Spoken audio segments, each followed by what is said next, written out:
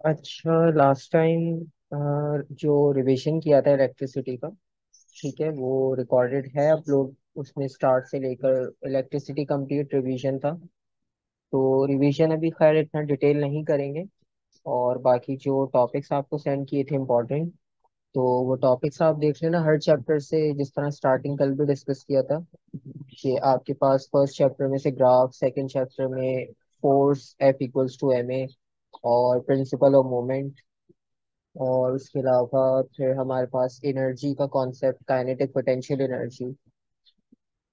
तो general physics में तो आपके पास ये इंपॉर्टेंट टॉपिक्स ऐसे हैं जो आपके पास कंपलसरी क्वेश्चंस होते ही होते हैं। बाकी यूनिट कन्वर्जन इतना टिपिकल नहीं है, प्रीफिक्सेस वगैरह आपको याद हो गए होंगे अब तक, मिली, माइक्रो, नैनो, तो उसमें कोई इतना कंफ्यूजन नहीं है। और बाकी फिर सेकंड सेक्शन पर आप आओ, वेव्स पर, थर्मल पर। थर्मल में भी ज़्यादा कुछ इतना डिटेल नहीं है।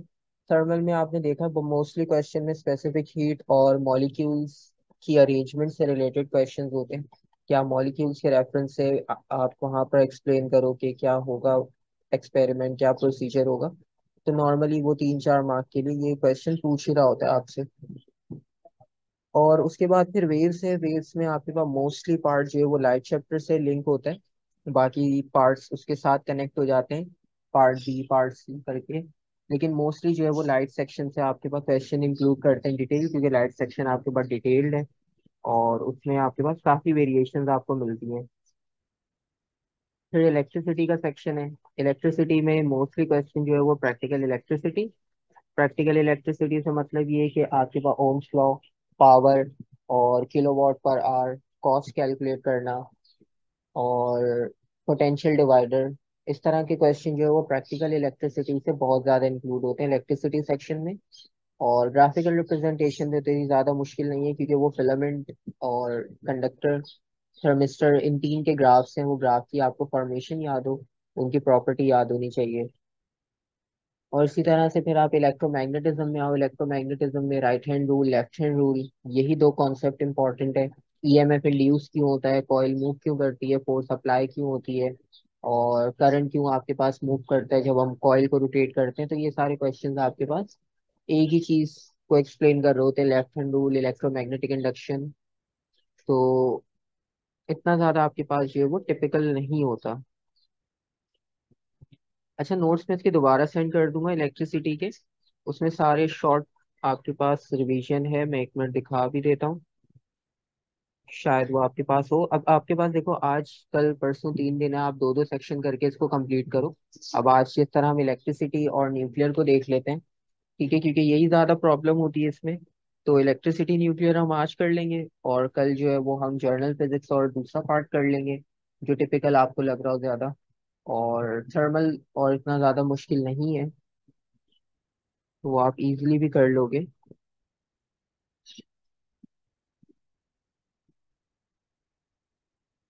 अच्छा, अभी इलेक्ट्रिसिटी में आप देखो बहुत सारे टॉपिक्स ऐसे हैं जो आपको पास पेपर्स, मतलब 2018, 17, 16, 19 में ऐसे क्वेश्चंस मिलेंगे जो अब आपके पास इंक्लूड नहीं है, जिस तरह इलेक्ट्रॉनिक्स हो गया और स्टैटिक के क्वेश्चन हो गए। अब जिस तरह यहाँ पर भी आप देखो, ये स्टैटिक इलेक्ट्रिसिटी के सेक्शन में से बहुत सारे क्वेश्चन ऐसे हैं जो अब बिल्कुल ही स्किप हो गए हैं।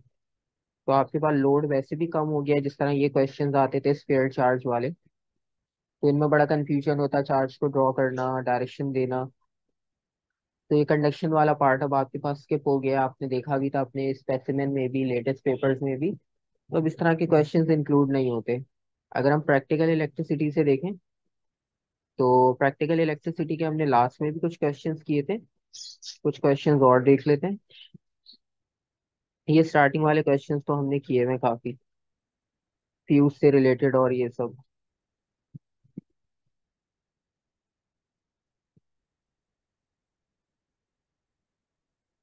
लेटेस्ट क्वेश्चन से देख लेते हैं हम।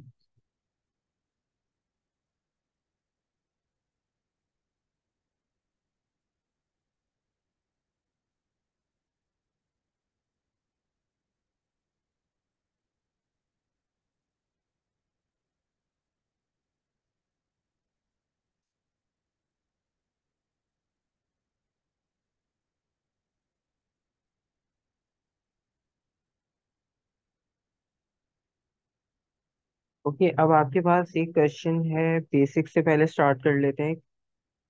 A washing machine is working normally with both the water heater and the motor switched on. The washing machine is connected to the main supplies via cable. The current in the live wire in the cable is 13 ampere. State the size of the current in the neutral wire in the cable. अब आपके पास live wire में जो current है वो 13 ampere है। और उसके बाद आपने ये बताना है कि जो न्यूट्रल वायर है, न्यूट्रल वायर में करंट की वैल्यू क्या होगी वो आपने फाइंड आउट करके बतानी है यहाँ पर। अच्छा, इसमें देखो, सबसे पहले बेसिक्स आप अपने यहाँ पर क्लियर रखना। ठीक है, क्योंकि बेसिक्स इसमें बहुत ज़्यादा इंपॉर्टेंट होता है। मोस्टली ये होता है कि कैलकुलेशन रिक्वायर्ड नहीं होती, जनरल कॉन्सेप्ट उन्होंने आपसे पूछा होता है। तो उसमें कंफ्यूज नहीं होना, क्योंकि कभी कभार होता है ऐसा कि आपने वैल्यू लिखनी है लेकिन कैलकुलेशन नहीं होती वहाँ पे इन्वॉल्व, सिर्फ वो आपसे जनरल कॉन्सेप्ट पूछ रहे होते हैं। अब इसमें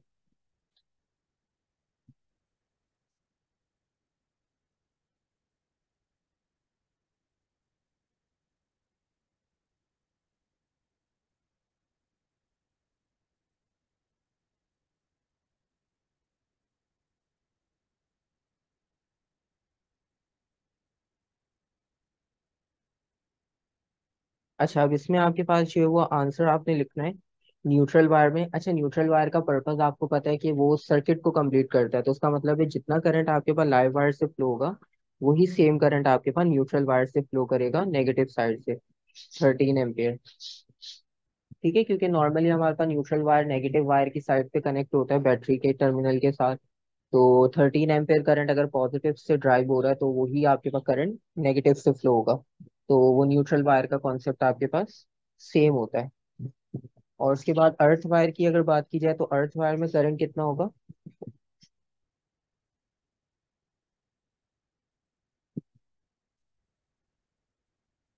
अर्थ फायर का बेसिक पर्पस आपके पास सेफ्टी के लिए है। और सेफ्टी का मतलब ये है कि वहां से आपके पास कोई करंट फ्लो नहीं होगा। ठीक है, वो सिर्फ हमारे पास सेफ्टी प्रिकॉशन के लिए 0 एम्पियर। यस, तो वहां से कोई करंट फ्लो नहीं करेगा। और the insulation on the main cable is now damage and the washing machine vibrates the live wire touches the metal casing. और यहाँ पर मेन केबल जो है वो डैमेज है और washing machine vibrates the live wire touches the metal casing. अब आपके पास लाइव वायर जिसमें से मेन करंट फ्लो हो रहा है वो मेटल केस को टच कर रहा है वॉशिंग मशीन के। Explain how earth wire and the fuse together prevent any more damage.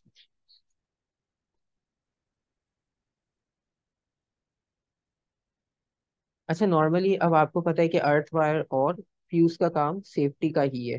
तो जर्नली बस आपने इनके जर्नल पर्पस बताने हैं।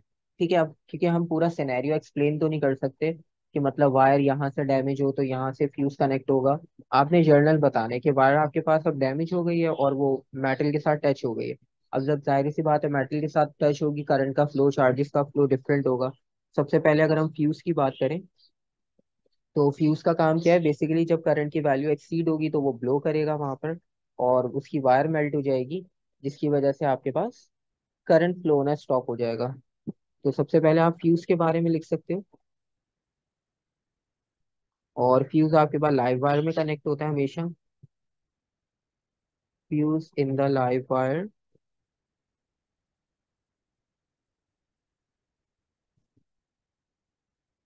ब्लोज या melt.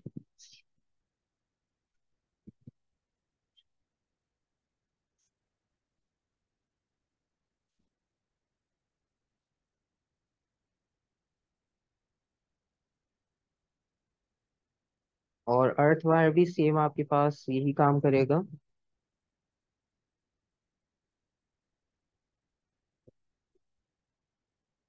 It disconnects the circuit.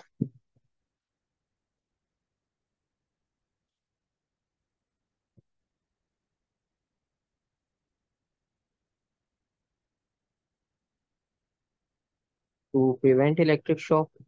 ठीक है, क्योंकि मेन पर्पस हमारे पास ये है कि इलेक्ट्रिक शॉक से बचाना है। तो आपके पास जो डैमेज वायर है जो कनेक्ट हो गई वॉशिंग मशीन के साथ, तो फ्यूज आपके पास सर्किट को ब्रेक कर देगा और अर्थ वायर आपके पास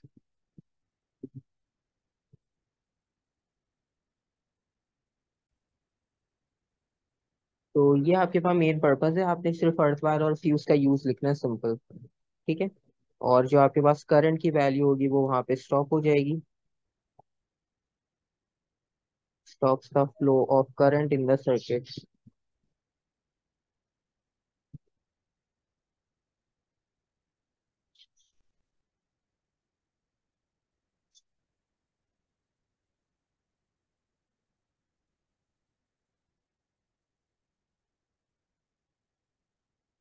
और next part, explain why it is the live wire into which the fuse is connected.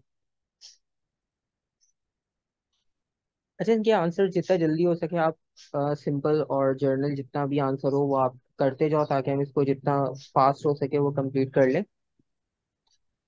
हम हर वेरिएंट के जो है वो आंसर्स क्वेश्चंस देख लेंगे, जिस तरह प्रैक्टिकल इलेक्ट्रिसिटी है, because the current flow through the live wire, बिल्कुल सही। ठीक है, आपके पास जो लाइव वायर है, लाइव वायर के थ्रू करंट फ्लो होता है, तो इसलिए आपके पास मैंडेटरी है कि फ्यूज आपके पास लाइव वायर में ही कनेक्ट हो। बाकी किसी वायर में कनेक्ट करने का कोई आपको एडवांटेज नहीं मिलेगा, क्योंकि करंट फ्लो कर चुका होगा पूरे सर्किट से। और फिर आपके पास कोई एडवांटेज नहीं है कि आप वायर को कहाँ कनेक्ट करते हो।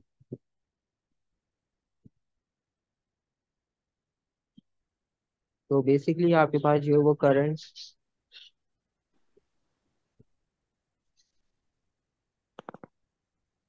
To the live wire. तो फ्यूज का कनेक्ट होना वहाँ पे कंपलसरी है।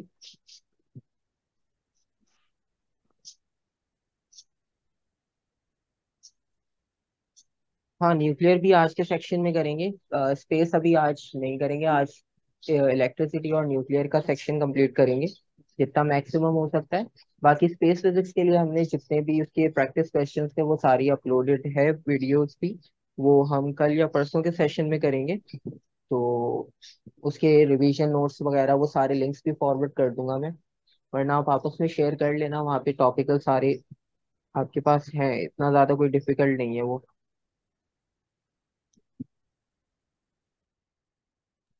अच्छा, इसका नेक्स्ट वेरिएंट भी देख लेते हैं अब। ये तो हमने बेसिक एक फ्यूज से रिलेटेड कर लिया, सेफ्टी प्रिकॉशन। ये वाले क्वेश्चन मोस्टली आपके पास आपने देखे ही होंगे अपने पास पेपर्स में भी।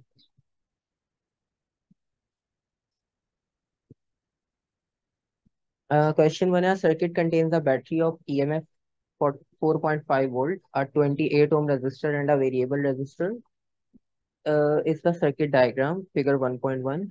The battery consists of three identical cells in series. Determine the EMF of each cell. 1.5। ठीक है। अच्छा, अब देखो यहाँ पर सिंपल कॉन्सेप्ट याद रखना है। आपके पास सीरीज कॉम्बिनेशन है, सीरीज कॉम्बिनेशन में ये होता है कि सेल्स की जो ईएमएफ होगी वो कंबाइन हो जाती है। तो तीन सेल्स हैं और कंबाइन ईएमएफ 4.5 है, 4.5 को डिवाइड बाय 3 कर लो, तो 1.5 आपके पास ईएमएफ होगा फॉर अ सिंगल सेल। और अगर आप इन्हें पैरेलल में कनेक्ट करते हो तो पैरेलल में कनेक्ट करने में आपके पास इनकी लाइफ टाइम इंक्रीज हो जाती है, आपका ईएमएफ वही 1.5 रहता है। और the potential difference across the variable resistor is 2.5 volt. Variable resistor यहाँ की बात हो रही है, तो इसका वोल्टेज 2.5 वोल्ट है। और state what is meant by potential difference. Potential difference की डेफिनेशन आपने बतानी है यहाँ पर।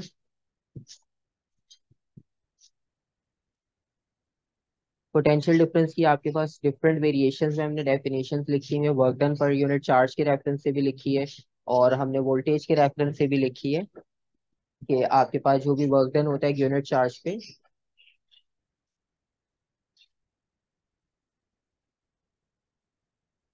Work done on a unit charge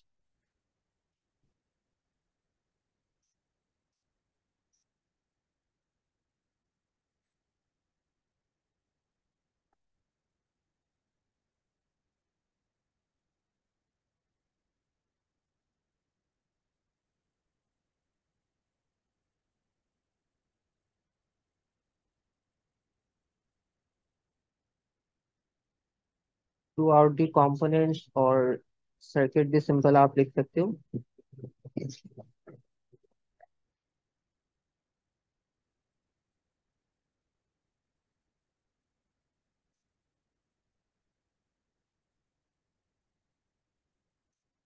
count rate, ठीक है काउंट रेट भी हम कर लेते हैं। बस ये क्वेश्चन कर ले, फिर हम चलो न्यूक्लियर पहले कर लेते हैं। इलेक्ट्रिसिटी आप लगता है काफी प्रैक्टिस कर चुके हो, अब इतना डिफिकल्ट नहीं है। हम न्यूक्लियर पहले कर लेंगे, कोई इश्यू नहीं है। अच्छा, न्यूक्लियर के सेक्शन की अगर हम बात करें,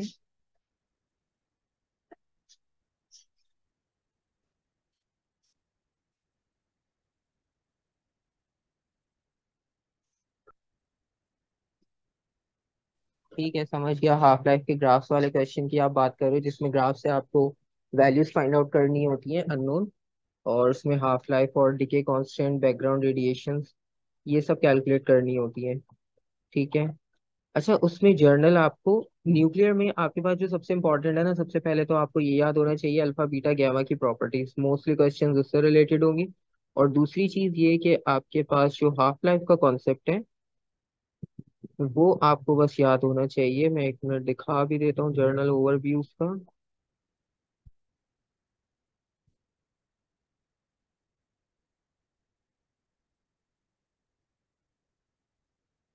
ठीक है। अच्छा, इसमें जब रेडियो एक्टिविटी हमने किया था, उसमें स्पॉन्टेनियस और रैंडम का एक इम्पॉर्टेंट फैक्टर था। जब रेडियो एक्टिविटी की बात होती है, तो रेडियो एक्टिविटी में एक वर्ड आपके पास रैंडम और एक स्पॉन्टेनियस, ये बहुत इंपॉर्टेंट होता है। क्योंकि बहुत सारे ग्राफिकल रिप्रेजेंटेशन में ये होता है कि आपके पास जब वो क्वेश्चन पूछता है कि ये जो डॉट्स आपके pass out of the line है, या आपके पास सीक्वेंस से आउट है, तो उसका क्या रीजन है, तो उसमें आप फिर यही रेफरेंस देते हो कि जो हम डेफिनेशन लिख रहे हैं रैंडम की, क्योंकि वो तो रेडियो एक्टिव डिके है, वो तो किसी के कंट्रोल में है नहीं, नेचुरल है वो, तो वो आपके पास बिल्कुल रैंडम डिके करता है। तो उसकी वजह से भी ग्राफ में आपके पास जो ओरिएंटेशन होती है ग्राफ की, वो डिफरेंट होती है, वो बिल्कुल कांस्टेंट एक स्ट्रेट लाइन नहीं होती। और स्पॉन्टेनियस का आपको रीजन बताया था कि स्पॉन्टेनियस आपके पास इंपॉर्टेंट इसलिए होता है कि स्पॉन्टेनियस का मतलब ये है कि कोई भी एक्सटर्नल इफेक्ट नहीं होगा आपके पास।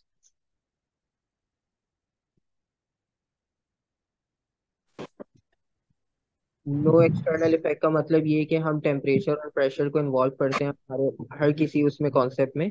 ठीक है। लेकिन यहाँ पर आपके पास जो है वो कोई भी एक्सटर्नल इफेक्ट नहीं होता। Yes, no effect of environmental condition.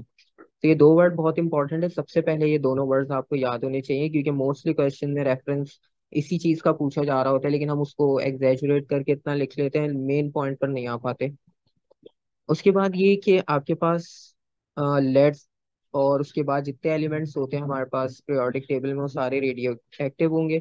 और उनमें से आपको बताया था अल्फा बीटा गैमा, एक एलिमेंट में से एक रेडिएशन भी एमिट हो सकती है, तीनों भी हो सकती है, दो भी हो सकती है, डिपेंड करता है। ये सब चीजें याद रखने की जरूरत नहीं है कि कौन से एलिमेंट में से क्या एमिट होगा, वो सारी कंडीशंस गिवन होती है। और स्पॉन्टेनियस भी यहाँ पर लिखा हुआ है। बाकी कुछ एग्जांपल्स लिख दी थी जिसमें से सिर्फ अल्फा एमिट हो रहा है, जिसमें दो एलिमेंट्स रेडिएशन एमिट हो रही है, जिसमें तीन एमिट हो रही है। अच्छा, स्पेस फिजिक्स की जो आप बात कर रहे हो, स्पेस फिजिक्स में आपके पास रेड शिफ्ट का कॉन्सेप्ट बहुत इंपॉर्टेंट है।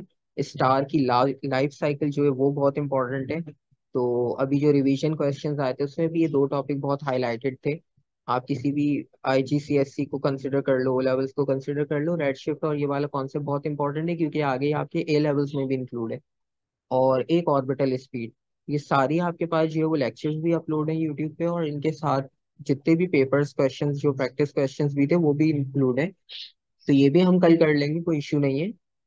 बाकी जब तक आप उसकी वीडियोस वगैरह देख लेना, थोड़ा सा बेसिक कॉन्सेप्ट रिवाइज कर लेना, तो हम उसे भी एक बार कल और ओवरव्यू कर लेंगे। बाकी अल्फा बीटा गैमा की प्रॉपर्टीज हैं, ये बहुत इंपॉर्टेंट है, बहुत हेल्प करती है बहुत सारे आंसर्स में। और फिर इनके डिके इक्वेशन थी, अल्फा बीटा गैमा का डिके किस तरह से होता है, तो ये सब अब हम क्वेश्चंस में देख लेते हैं कि क्वेश्चंस में आप ये सब किस तरह अप्लाई करना है। बाकी ये हाफ लाइफ का कॉन्सेप्ट था। अच्छा, हाफ लाइफ में होता ही है कि एक्टिविटी और टी हाफ का फॉर्मूला बहुत सारे डिफरेंट डिफरेंट लिखे हुए होते हैं, लेकिन नॉर्मली हमने जितने भी क्वेश्चन सॉल्व किए मोस्टली, तो हम उसको फॉर्मूला के उससे नहीं सॉल्व कर रहे होते, हम सिंपल उसको हाफ, जो भी मास गिवन होगा या काउंट रेट गिवन होगा, हम उसको हाफ करके इजीली कैलकुलेट करते हैं। ठीक है, क्वेश्चंस देख लेते हैं तो आइडिया हो जाएगा कि हाफ लाइफ का कॉन्सेप्ट हम किस तरह से सॉल्व करते हैं।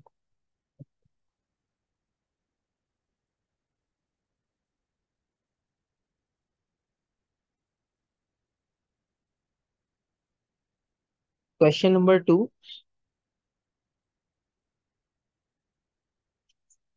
रेडियो एक्टिव आपके पास आइसोटोप है थोरियम 229, और मेडिकल एप्लीकेशंस में यूज कर रहे हैं हम उसे काफी सारे, और during ionization helium atom become a helium ion. और नेक्स्ट उसमें आपके पास डायग्राम गिवन है, और फर्स्ट पार्ट में आपने बताना how the structure of helium atom differ from the structure of helium आइन।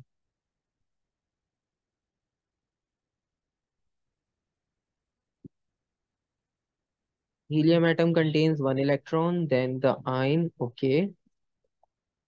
अच्छा, आपने आपके पास ये जो स्ट्रक्चर वाला क्वेश्चन है ना, ये भी आपको बहुत मिलेगा।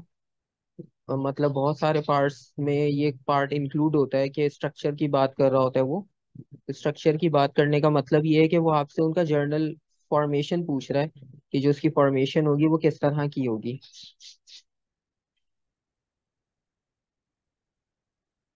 ठीक है, तो एक आंसर है कि helium atom contains one electron than the आइन।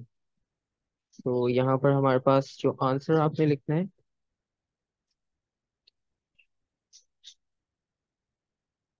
अच्छा, नॉर्मली हम हीलियम की बात कर रहे हैं यहाँ पर।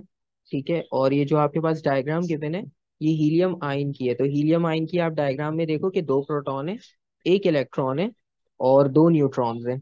ठीक है।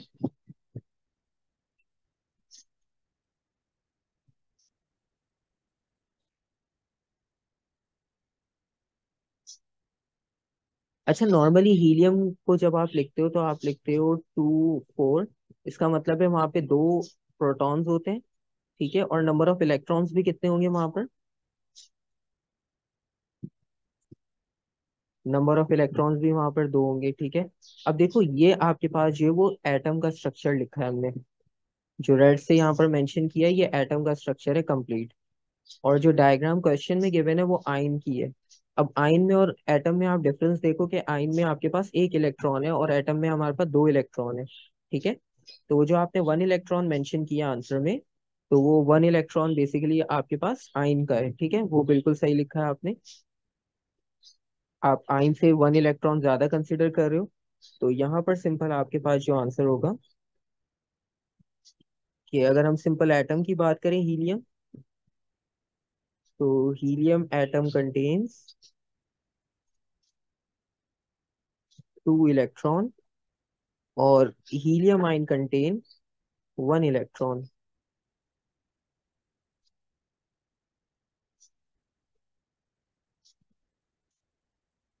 और state how the structure of an alpha particle differ from the structure of the helium ion. Alpha particle और हीलियम आयन को आपने डिफरेंशिएट करना है। तो इन दोनों में आपके पास क्या डिफरेंस होगा? अच्छा, अब अल्फा पार्टिकल की जब हम बात करें, ठीक है बिल्कुल, अल्फा पार्टिकल में आपके पास कोई इलेक्ट्रॉन नहीं होगा। ठीक है, क्योंकि आप अल्फा की बात कर रहे हो, अल्फा आपके पास पॉजिटिवली चार्ज पार्टिकल होता है। तो उसमें आपके पास कोई इलेक्ट्रॉन्स नहीं, मतलब कोई इलेक्ट्रॉन्स कंसिडर नहीं करेंगे। और उसका जो चार्ज होता है, सिंपल चार्ज आपके पास होगा +2। और हीलियम आयन आपके सामने, उसमें एक इलेक्ट्रॉन है। तो डिफरेंस आपको पता चल गया यहाँ पर। उसके बाद इक्वेशंस गिवन है, और फर्स्ट डिके उन्होंने आपको बताया, उस डिके में एक्स अननोन है यहाँ पर। और सेकंड आपके पास इक्वेशन में एक्स वाई दोनों अननोन है। ठीक है, क्योंकि वो उस इक्वेशन को उन्होंने कंटिन्यू किया है। अल्फा एमिशन हुआ है, अल्फा एमिशन होने के बाद आपने जो फिल करना है टेबल, उसमें ये बताना है कि जो न्यूक्लियस एक्स बन रहा था उसमें नंबर ऑफ प्रोटॉन्स और नंबर ऑफ न्यूट्रॉन्स कितने थे। तो बहुत सिंपल सा क्वेश्चन है 4 मार्क के लिए। नंबर ऑफ प्रोटॉन्स कितने होंगे?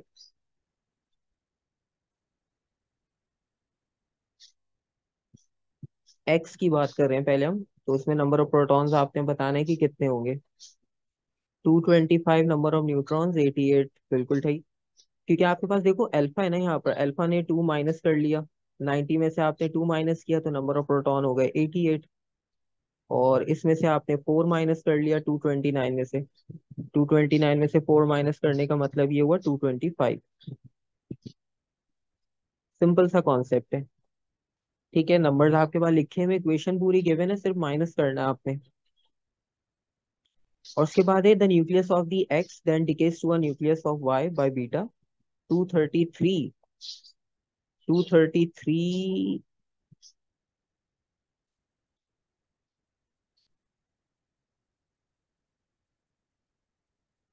देखो आपके पास 229 था टोटल। ठीक है, 229 में से आपने उसको स्प्लिट किया अल्फा में। एक तो वो अल्फा में स्प्लिट हुआ और एक अननोन न्यूक्लियस में। ठीक है, अब जो अल्फा है, अल्फा के बारे में तो आपको number of proton number of neutron fix पता है, 2 और 4। ठीक है, 2 और 4 आपके पास वो आ गया। ठीक है, और टोटल जो हम थोरियम कंसिडर कर रहे थे न्यूक्लियस, तो इस वजह से हमने माइनस किया। ठीक है, अगर रिवर्स ऑर्डर में जाते, प्रोडक्ट से आप जा रहे होते उस पे, फाइनल रिएक्टेंट से प्रोडक्ट पे, तो फिर हमारे पास डिफरेंट कॉन्सेप्ट होगा। सेकंड वाई की बात अगर हम करें, 225 89 अभी, 225 89 फॉर वाई। ठीक है, अब अच्छा एक्स के बारे में आपको पता चल गया, तो पहले एक्स आप यहाँ लिख लो, इजी हो जाएगा। 88 और 225। नंबर ऑफ न्यूट्रॉन्स गलत हैं। अच्छा हाँ, नंबर ऑफ न्यूक्लियॉन्स मैंने यहाँ पे मेंशन कर दिया, बिल्कुल सही। ये 225 बेसिकली नंबर ऑफ न्यूक्लियॉन्स है, इसको सही कर लेना। 225 आपके पास नंबर ऑफ न्यूक्लियॉन्स है, बिल्कुल ठीक, क्योंकि हम ऊपर जो लिखते हैं वो टोटल। हाँ ठीक है, प्रोटॉन्स और न्यूट्रॉन्स को हम ऐड करके लिखते हैं, तो इसमें से हम सब्ट्रैक्ट कर लेते हैं अपना प्रोटॉन को 88। तो इसको एक बार सब्ट्रैक्ट कर ले, 137 आ रहा है।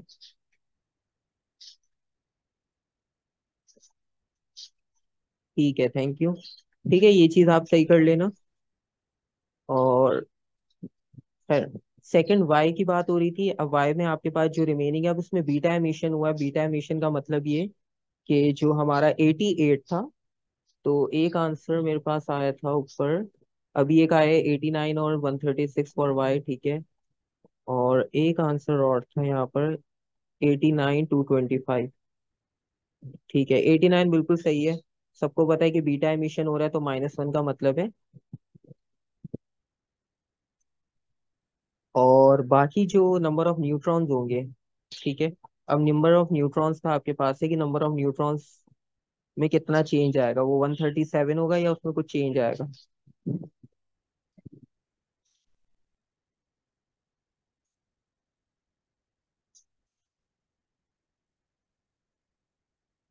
ठीक है, इसमें से अब यहाँ पर क्योंकि ये कंटिन्यूस प्रोसेस चलता हुआ आ रहा है, तो इसमें से आप एक 1 लेस कर दोगे, तो ये 136 आपके पास होगा, 137 नहीं होगा। ठीक है, तो वहां पर आपके पास ये 136 होगा, क्योंकि अगर हम सिंगल प्रोसेस में करते हैं, जब इसे सिंपल एक इक्वेशन होती है, तो सिंगल इक्वेशन में हम इसे एज इट इज 229 होता है तो 229 लिख देते हैं। लेकिन यहाँ पर क्योंकि आपके पास एक न्यूट्रॉन एमिट होगा, तो न्यूट्रॉन आपके पास एक माइनस हो जाएगा। अच्छा, 225 बेसिकली नंबर ऑफ न्यूक्लियॉन्स है वो, क्योंकि वो टोटल होता है नंबर ऑफ प्रोटॉन और नंबर ऑफ न्यूट्रॉन का। तो वो 229 में से हमने 4 को माइनस किया है, इन दोनों को सब्ट्रैक्ट करके हमने फाइंड आउट किया है।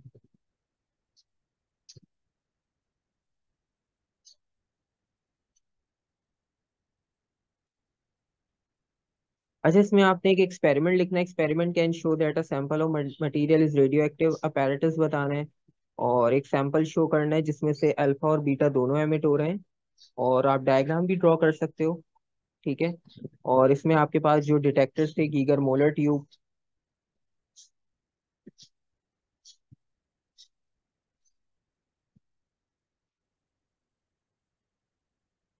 तो अच्छा, ये P4 का क्वेश्चन नहीं है, ये इसी का ही है, P2 का ही क्वेश्चन है।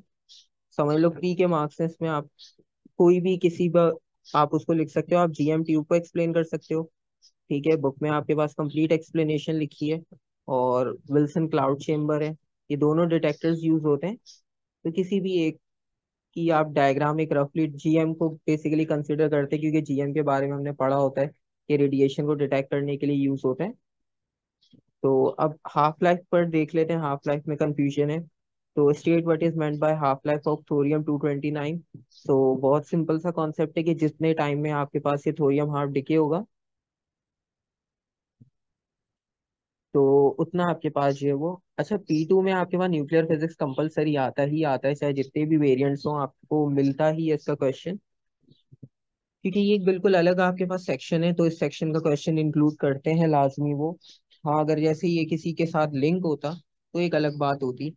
तो इतना मुश्किल नहीं है, इजी है, थोड़े से क्वेश्चंस प्रैक्टिस करो, इजी लगेगा, इतना मुश्किल नहीं है। अभी देखो 15 मार्क्स का क्वेश्चन था, जिसमें से बहुत सारे मार्क्स तो आपको इजीली मिल जाएंगे। बस ये एक एंड में हाफ लाइफ का क्वेश्चन है, वो है 5 मार्क्स का। नहीं, ये न्यूली एडेड नहीं है, ये पुराना टॉपिक है। न्यूली एडेड स्पेस फिजिक्स है, वो इंशाल्लाह कल करेंगे। उसकी वीडियोस वगैरह सब है, वो आप देख लेना। अच्छा, हाफ लाइफ के बारे में आपने बताना है, थोरियम 229। हाफ लाइफ का सिंपल सा कॉन्सेप्ट है कि वो टाइम पीरियड जिसमें आपके पास काउंट रेट या मास हाफ हो जाए।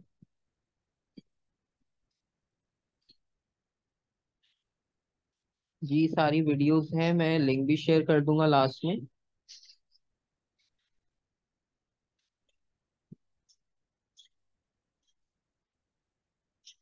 वरना आप शेयर कर लेना आपस में, आप लोगों के पास लिंक्स वगैरह हैं, आप शेयर कर लेना।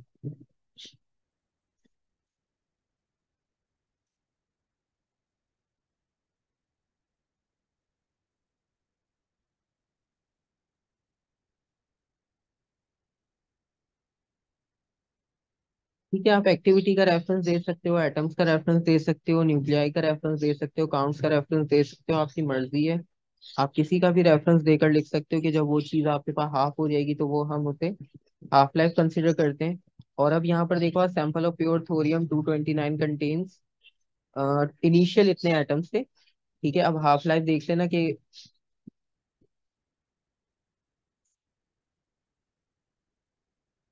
अच्छा, इस हाईएस्ट मार्क क्वेश्चन 4 मार्क का होगा? जरूरी नहीं है हाईएस्ट 4 मार्क का हो, आपके पास स्पेसिमेन में भी आप देख सकते हो। तो 4 मार्क बहुत कम हो जाएंगे, 4 मार्क का नहीं, 6 मार्क तक भी हो सकता है। क्योंकि 4 मार्क में तो दो पार्ट्स ही बनेंगे मुश्किल से। स्पेसिमेन एक बार आप चेक करना, उसका सोल्यूशन पैटर्न बिल्कुल चेंज हुआ, लेकिन 4 मार्क बहुत कम हो जाएंगे, 6 तक तो जाता है क्वेश्चन। अच्छा, सी का पार्ट 1 ये है कि इसको कंप्लीट कर लेते हैं। और हाँ, पार्ट 4 तक जा सकता है, वो सही है, क्वेश्चन कंप्लीट वो आपके पास वेरी करता है। पार्ट मैक्सिमम 4 तक जा सकता है। अच्छा, फर्स्ट में आपने हाफ लाइफ बताना था। हाफ लाइफ का सिंपल कॉन्सेप्ट ये है कि अगर आप 400 किसी की वैल्यू लेते हो, लेट सपोज 400 kg आपके पास किसी रेडियो एक्टिव या किसी भी मटेरियल का मास कंसिडर कर रहे हैं, तो इसको हाफ डिके करने में, इसका हाफ आपको पता है 200 kg, मतलब एक आपके पास समझ लो रॉक है, आप उसको कंटिन्यूअसली जो है वो हैमर कर रहे हो, और उसका मास जो है वो डिक्रीज हो रहा है। ठीक है, क्योंकि वो ब्रेक होता जा रहा है, उसका मास डिक्रीज होता जा रहा है। तो जितने टाइम में आप उसको हाफ मास उसका जो है वो हैमर करके डिक्रीज कर दोगे, ठीक है, तो ये प्रोसेस आपके पास क्या हुआ कि आपने कितना टाइम लिया उसके मास को हाफ करने में। ठीक है, इसी तरह से आपके पास जो रेडियो एक्टिव सैंपल्स होते हैं, ये जब कंटिन्यूअसली रेडिएशन एमिट कर रहे होते हैं, जिस तरह सन है, सन में एक्सप्लोजन होता है, सन का भी मास जो है वो डे बाय डे जो है वो टाइम टू टाइम डिके होता है। लेकिन क्योंकि उसका मैसिव इतना है, वो मास इतना ज्यादा है उसका, उसके पे एक्सप्लोजन और उस पे प्रोसेस इतने होते हैं कि मतलब हमारे लिए वो इतना ज्यादा कुछ इफेक्ट नहीं आता। तो टाइम के साथ साथ जो उसमें डिके आ रहा है या जो उसमें चेंज आ रहा है, जो उसमें डिक्रीज हो रही है क्वांटिटी, ठीक है, तो उस चीज को हम जो है वो हाफ लाइफ कहते हैं। हाफ लाइफ का मतलब ये है कि जितना टाइम, लेट सपोज अगर हमें 2 घंटे का यहाँ पर टाइम लगा इसको 400 से 200 तक लाने में, तो ये जो 2 आवर्स है ये इसकी हाफ लाइफ है। इसका मतलब ये है कि एवरेज हमें 2 घंटे चाहिए होंगे। ठीक है, तो वो 2 घंटे आपको रिक्वायर्ड होंगे इसके मास को हाफ करने के लिए। डेफिनेशन आपके पास बहुत सिंपल है, डेफिनेशन आप सिंपल लिख सकते हो, time required to decay the mass. आप एक और डेफिनेशन भी लिख लो, बल्कि यहाँ पर लिखी हुई है ना, ये लिखी हुई डेफिनेशन, टाइम टेकन, ये पीडीएफ भी दोबारा शेयर कर दूंगा। Time taken for a radio active substance to decrease this activity to half of its original value. Activity का मतलब ये होता है कि जो आपके पास पर यूनिट टाइम जितना डिके हो रहा है, तो वो जब आपके पास बिल्कुल हाफ हो जाए तो उसको एक्टिविटी का कॉन्सेप्ट कहते हैं। एक्टिविटी की भी डेफिनेशन यहाँ लिखी हुई है। वरना दूसरी डेफिनेशन आप सिंपल ये लिख सकते हो, time taken for the mass of the substance to reduce to half of its original value. ठीक है, time taken for halving an atom, हाँ ये भी लिख सकते हो। अभी जो लिखा हमने पेपर में उसमें ये लिखा है, एटम, एक्टिविटी, न्यूक्लियाई, कुछ भी लिख सकते हो, सब एक्सेप्टेबल है। अच्छा, इसकी हाफ लाइफ कंप्लीट कर लेते हैं। हाफ लाइफ के इनिशियल एटम्स गिवन है, अब ये आपके पास इनिशियल वैल्यू है। और after 22,000 years the number of atoms thorium is the sample is. और 22,000 ईयर्स के बाद जो आपके पास कुछ फाइनल आपको स्टेट मिली, उसमें इतने एटम्स मिले आपको सैंपल में। अब आपने इसकी हाफ लाइफ बतानी है कि इसकी हाफ लाइफ कितनी होगी। अब सबसे पहले देखो इंपॉर्टेंट चीज, determine the half life of thorium, show your working. सबसे पहली चीज जो आपके पास इनिशियल था, इनिशियल वैल्यू क्या थी? इनिशियल वैल्यू थी 4 × 10⁻14। ठीक है, ये हमारा सबसे इनिशियल नंबर था एटम्स का। सबसे पहले आपने इसको हाफ करके देखना है। ठीक है, 88,000 ईयर्स, 88 तो खैर इसका आंसर देखते हैं। अगर 4 हाफ लाइफ हुई तो 88 आएगा आंसर। अगर 4 से कम हुई तो फिर आंसर डिफरेंट होगा, चेक करते हैं। अच्छा, इसमें देखो सबसे पहले आप इसको हाफ करके देखो, जब ये हाफ डिके होगा, अगर हाफ लाइफ 3 आ रही है तो बिल्कुल सही आ रही है। लेकिन जिसको नहीं पता हाफ लाइफ का, वो एक बार देख ले। 7333, ठीक है, बिल्कुल सही है, 3 हाफ लाइफ होगी। अच्छा देखो, आप इसको फर्स्ट हाफ लाइफ करके देखो। जब ये फर्स्ट टाइम हाफ होगा, तो फर्स्ट टाइम हाफ होने का मतलब ये कि आप इसको हाफ कर दो तो ये 2 एक्सपोनेंट।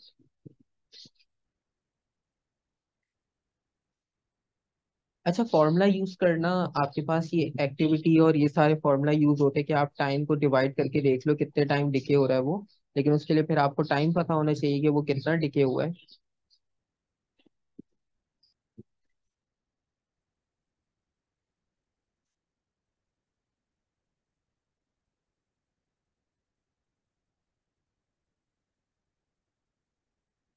तो सिंपल इसका कॉन्सेप्ट ये होता है कि आप सबसे पहले इसको हाफ करके चेक कर लो। ठीक है, आप इसको हाफ करो और उसके बाद रेशियो से भी कर सकते हो, मल्टीपल है, लेकिन हमारा जो बेसिक हमने किया है वो हम इस तरह से करते हैं, हम इसको हाफ करके इजीली सिंपल चेक कर लेते हैं।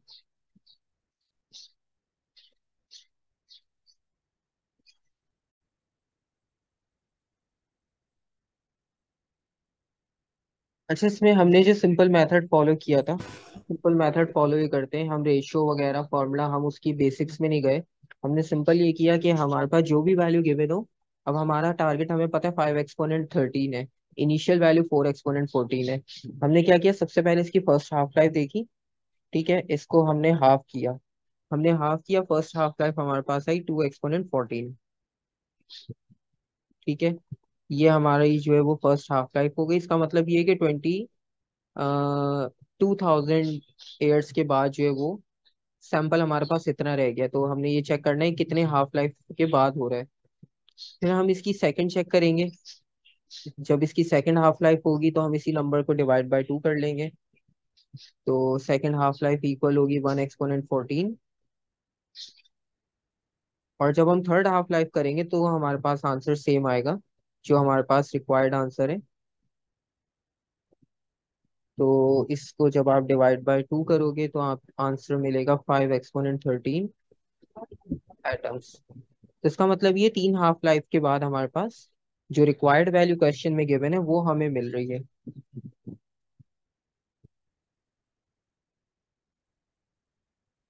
तो इसका मतलब ये कि जो टोटल ईयर्स थे, उन्होंने कहा कि 22,000 ईयर्स के बाद आपका जो सैंपल था वो आपको इतना मिल रहा है। ठीक है, अब आपको पता चल गया कि हमारे पास 3 हाफ लाइफ हुई है। 3 हाफ लाइफ का मतलब ये कि आप इस नंबर को डिवाइड बाय 3 कर दो। ठीक है, तो 22,000 को डिवाइड बाय 3 करना है सिंपल। और जो आपका आंसर है वो आपको मिल रहा है 7333.333। अच्छा, इसमें एक चीज और याद रखना, मोस्टली जो राउंड ऑफ होते हैं, राउंड ऑफ का रूल ये है इनका।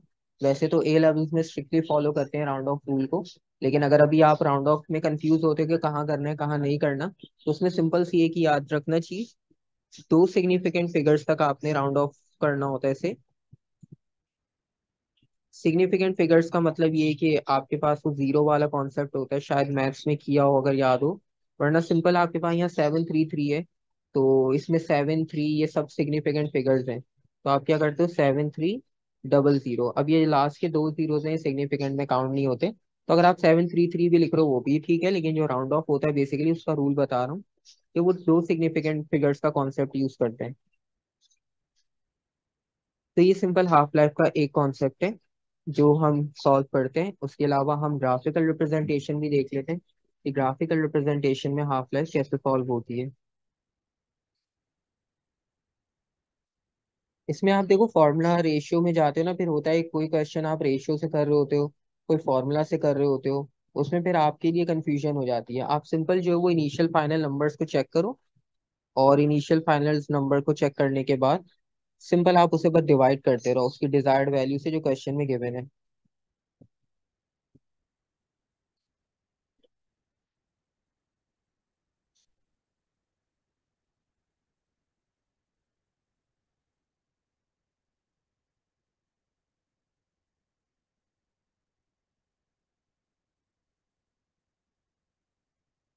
ये ग्राफ वाला क्वेश्चन है, ये देख लेते हैं।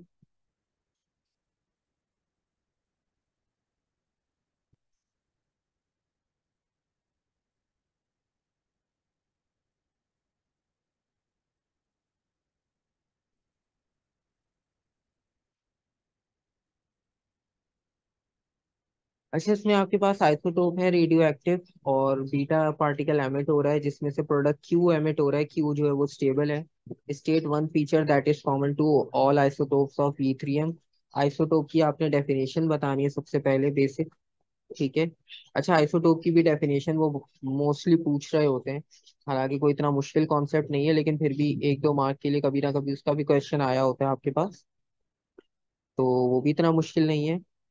यहाँ पर आपके पास उन्होंने आपसे सबसे पहले आइसोटोप्स ही पूछा है कि सब में कॉमन चीज क्या होगी।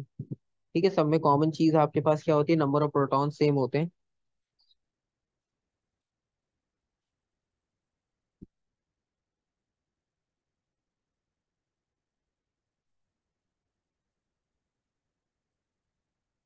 बिल्कुल। ठीक है, तो डेफिनेशन आप सबको पता है अपनी अपनी डिफरेंट, सबने अपनी अपनी डेफिनेशन शेयर की है, बिल्कुल ठीक है। तो आपके पास बेसिकली सेम एटॉमिक नंबर होता है, यानी सेम नंबर ऑफ प्रोटॉन और डिफरेंट नंबर ऑफ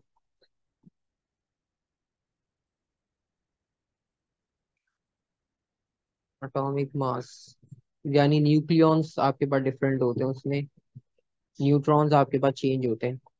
दूसरा फिर ये कि describe how neutral atom of Q differs from a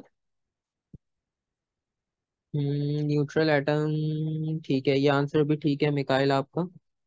ठीक है, अब आप देखो वेरिएशन सबकी अपनी अपनी है, सबने अपने अपने कॉन्सेप्ट से याद किया हुआ है, कोई इसको किस तरह एक्सप्लेन करता है। आंसर स्कीम में भी आपने देखा तीन चार वेरिएंट्स लिखे होते हैं आंसर के, आप किसी भी एक तरह से एक्सप्लेन कर सकते हो, सब एक्सेप्टेबल है। Describe how a neutral atom of Q differs from a neutral atom of Ethereum 90।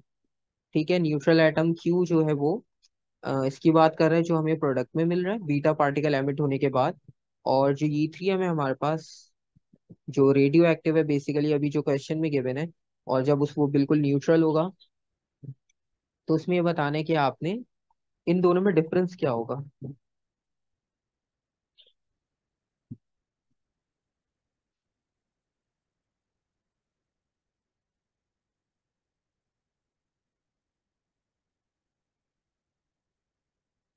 Difference बता सकते हो आप इसमें?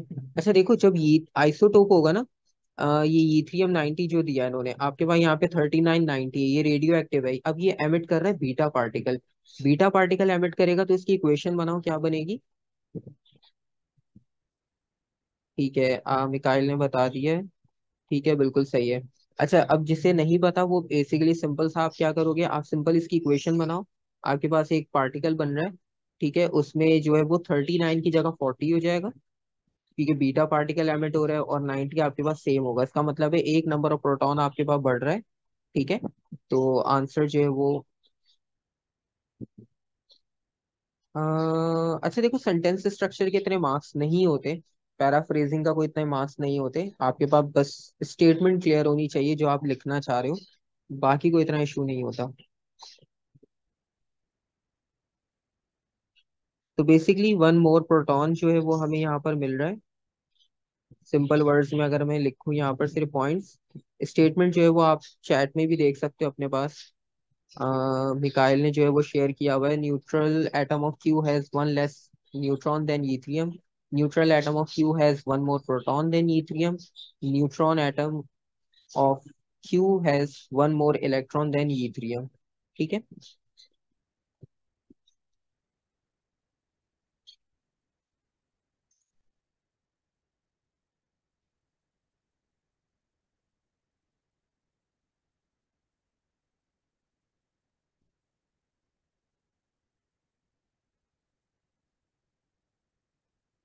तो ये आपके पास चेंज आएगा इन दोनों में। ठीक है। बाकी अब हाफ लाइफ वाला क्वेश्चन देखते हैं ग्राफिकल रिप्रेजेंटेशन के अकॉर्डिंग। यहाँ पे भी आपके पास सेम यूथ्रियम 90 है और उसको आपने रेडियो एक्टिव डिटेक्टर के करीब रखा है, और no other radio active sample in the laboratory. कोई और आपके पास रेडियो एक्टिव सैंपल नहीं है लेबोरेटरी में। ग्राफिकल रिप्रेजेंटेशन आपके पास गिवन है, कुछ पॉइंट्स आपको दिख रहा होगा कि मार्किंग से बाहर है वो। Using figure 5.1 determine the average background count rate. अच्छा देखो, बैकग्राउंड रेडिएशंस आपको बताया था कि वो नेचुरल होती हैं, वो बिल्डिंग्स में से, और जो रेडियो एक्टिव सैंपल जब यूज किया जाता है लैब में तो उसके सैंपल्स कुछ ट्रेसेस रह जाते हैं, तो वो रीडिंग्स आपके पास जो है वो रह जाती है वहां पर। तो उसकी वजह से कुछ रेडिएशंस आपके पास बैकग्राउंड में ऐड हो जाती हैं, आपकी एनवायरनमेंट में ऐड हो जाती हैं, वो काम करती है बैकग्राउंड रेडिएशंस का। तो यहाँ पर आपने बताना है कि एवरेज बैकग्राउंड रेडिएशन क्या होगी, एवरेज बैकग्राउंड काउंट रेट क्या होगा, आप कुछ भी कह सकते हो उसको, वो आपने ग्राफ से रिप्रेजेंट करके बताना है। अच्छा देखो, जब ग्राफिकल रिप्रेजेंटेशन हो ना, अब उन्होंने मेंशन कुछ भी नहीं किया क्वेश्चन में। आप देखो क्वेश्चन में मेंशन कुछ भी नहीं है नंबर। तो इस तरह का बहुत सिंपल सा आपके पास प्रोसीजर होता है। आप क्या करते हो, आप ग्राफ में ढूंढते हो स्ट्रेट लाइन। ठीक है, क्योंकि आपके पास ग्राफ स्टार्ट हुआ कुछ 70 से अबव पे स्टार्ट हुआ है और वो डिके होकर आया बिल्कुल लास्ट में। और यहाँ से आप देखो एक स्ट्रेट लाइन बिल्कुल कांस्टेंट चलती आ रही है। इसका मतलब है इसके बाद डिके का प्रोसेस नहीं हुआ, वो एक वैल्यू पर आकर फिक्स हो गया। अब ये वैल्यू पर फिक्स क्यों हो गया, क्योंकि ये स्ट्रेट लाइन आपको जो है वो रिप्रेजेंट कर रही है बैकग्राउंड रेडिएशन को। ठीक है, ये आपके पास बैकग्राउंड रेडिएशन है, क्योंकि जितना उसने डिके होना था वो हो गया। अब जो बैकग्राउंड रेडिएशन है वो अपनी जगह पर काउंट रेट दिखा रही है मशीन में, डिटेक्टर में, तो इसलिए कुछ चेंज नहीं आ रहा। तो ये जो स्ट्रेट लाइन है आपने इसको चेक करना होता है, स्ट्रेट लाइन कहाँ पर टच हो रही है, ये इसकी मार्किंग है। और इसको आप चेक कर लोगे कि कितना होगा, ये 10 होगा यहाँ पर। तो 2 आपके पास काउंट रेट का एक स्मॉल यूनिट है, तो ये 18 आपके पास जो है वो एवरेज बैकग्राउंड रेडिएशन होगी।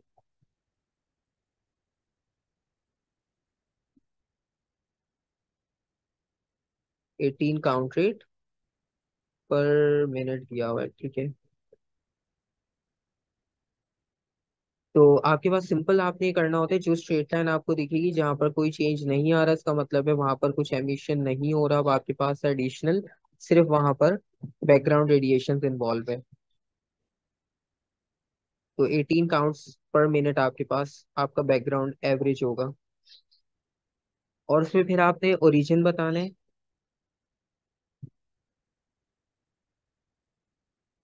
अच्छा, इसमें आपने देखो बैकग्राउंड रेडिएशन जब फाइंड करनी होती है ना, जब कोई नंबर नहीं गिवन हो, नॉर्मली क्या होता है वो आपको रेडिएशन का नंबर बताता है, उसमें से आप और टोटल में से वो वैल्यू माइनस कर ले तो बैकग्राउंड रेडिएशन आ जाती है, क्योंकि बैकग्राउंड रेडिएशन इन्वायरमेंट में पहले से होती है। ठीक है, वो मतलब आपके पास रेडियो एक्टिव सैंपल के साथ नहीं आती। ठीक है, वो आपके इन्वायरमेंट में पहले से है। तो अब ग्राफ से वो फाइंड करने का तरीका ये होता है, आपके पास जो स्ट्रेट लाइन होगी, जिस तरह यहाँ पर आपको ये स्ट्रेट लाइन मिली, इस स्ट्रेट लाइन का मतलब ये है कि ये स्ट्रेट लाइन ये शो कर रही है कि इतने नंबर्स जो है वो आपके पास आपके एटमॉस्फेयर में पहले भी थे अब भी हैं। तो जब आपने रेडियो एक्टिव सैंपल रखा तो आपकी रीडिंग्स इंक्रीज होकर चली गई 70-80 पर। फिर जब वो डिके होता रहा विद रिस्पेक्ट टू टाइम, तो टाइम के साथ साथ डिके होने के बाद वो बिल्कुल स्ट्रेट लाइन दोबारा हो गई, क्योंकि जो रेडिएशन एमिट हो रही थी वो आपके एटमॉस्फेयर में ऐड हो गई।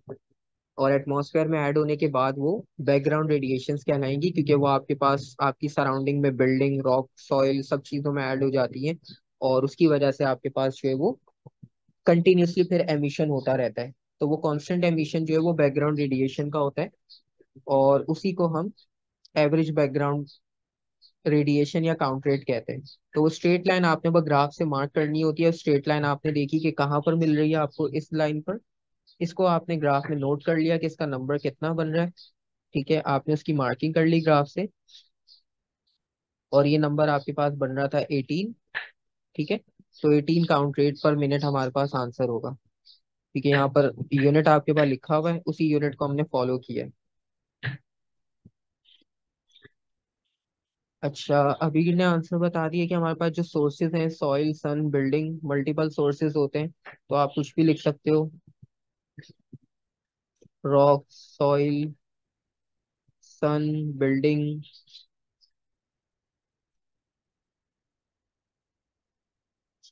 प्रिकॉशंस, सोर्सेज, ये तो आप याद ही कर लेना, फूड, ड्रिंक्स, ये सब चीजें, बहुत सारी मल्टीपल चीजें, कुछ भी लिख सकते हो। तो ये भी आपके पास समझो फ्री के मार्क्स हैं। उसके बाद ये है कि using figure 5.1 determine the half life of P3M90, show how the answer is obtain. ठीक है, अब ग्राफ से आपने रिप्रेजेंट करके ये बताना है कि इसकी हाफ लाइफ कितनी होगी। पहले वाले क्वेश्चन में हमने क्या किया था, उसमें हमने न्यूमेरिकल फाइंड किया था। अब हम ग्राफिकल उससे भी फाइंड आउट करके देख लेते कि कितनी होगी। ठीक है। अच्छा, इसमें एक चीज याद रखना, आपसे उसने बैकग्राउंड रेडिएशन पूछी थी। तो बैकग्राउंड रेडिएशन आपकी थी 18 काउंट्स पर मिनट। तो जब वो आपसे बैकग्राउंड पूछता है तो बैकग्राउंड को फिर इन्वॉल्व करना जरूरी होता है। अगर बैकग्राउंड को वो लिख रहा है कि नेग्लिजिबल है, उसको आप नेग्लेक्ट कर सकते हो, तो फिर उस कोई इतना इशू नहीं होता। अभी बैकग्राउंड है हमारे पास, तो उसको सबसे पहले मैंने लिख दिया ताकि वो आपको याद रहे, उसको स्किप नहीं करना। अच्छा, स्टार्ट किया था हमने इस पॉइंट से, और इस पॉइंट पर अगर आप देखो तो ये रीडिंग आपको मिलेगी 72, 4, हाँ 74। 74 से हमने स्टार्ट किया मैक्सिमम। ठीक है, क्योंकि ये वाली लाइन 70 की होगी। उसके बाद 72, 74, 74 से हम स्टार्ट करें, और 74 में से फिर हमारे पास ये डिके होकर आएगा हाफ, वो हम चेक करते हैं। तो सबसे पहले हम इनिशियल लिख लेते हैं कि इनिशियल जो हमारा रेट था,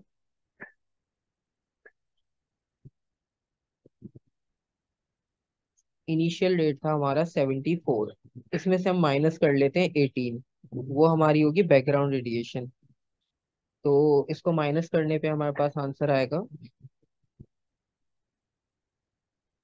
ठीक है, इसमें से हमने बैकग्राउंड रेडिएशन को माइनस कर लिया, ये हमारे पास हो गई इनिशियल।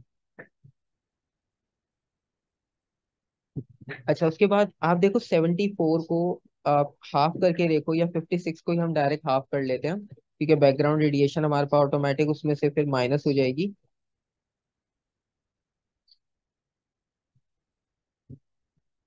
तो 56 को आप हाफ कर लो, 28, 28 अब आपने ढूंढना है कि आपको 28 ग्राफ में कहाँ मिलेगा।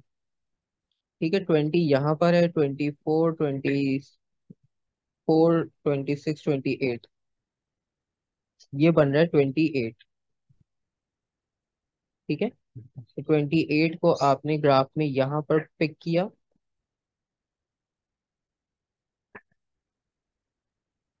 अब इसका टाइम नोट कर लेंगे कितना है, 110, 20, 30, 40, 50, 60, 160 आवर्स।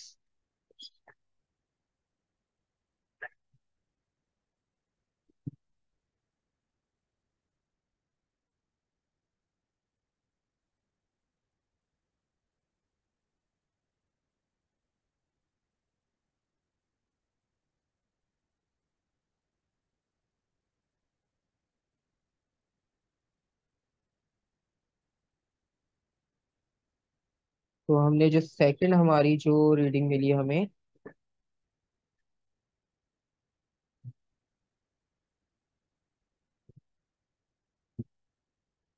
वो हमने फाइंड आउट की है 28 के लिए,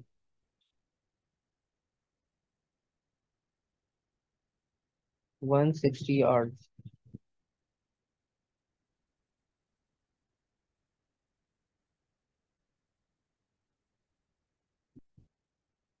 अच्छा, आप चाहो तो 28 में ऐड कर सकते हो आप, बैकग्राउंड रेडिएशन के साथ आप उसे सॉल्व कर लो। ठीक है, और उसको अगर आप ऐड करते हो तो 28 को अब हम बैकग्राउंड रेडिएशन के साथ ऐड करते हैं।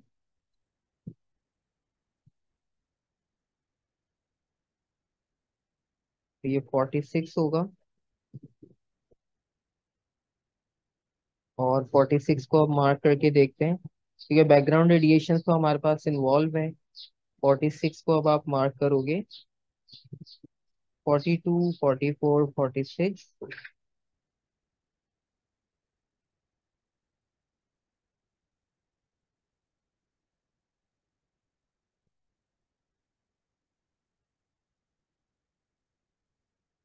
तो 10, 20, 30, 40, 50, 60 और 60, 70 के मिड में 65 hours.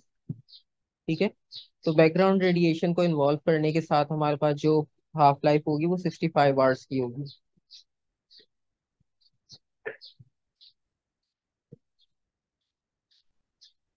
65 hours including background radiation, क्योंकि इस क्वेश्चन में हमारे पास बैकग्राउंड रेडिएशन इन्वॉल्व है। तो इसलिए हमने बैकग्राउंड रेडिएशन के साथ इसे सॉल्व करना है फाइनली। 65 आवर्स आपके पास इसका आंसर होगा।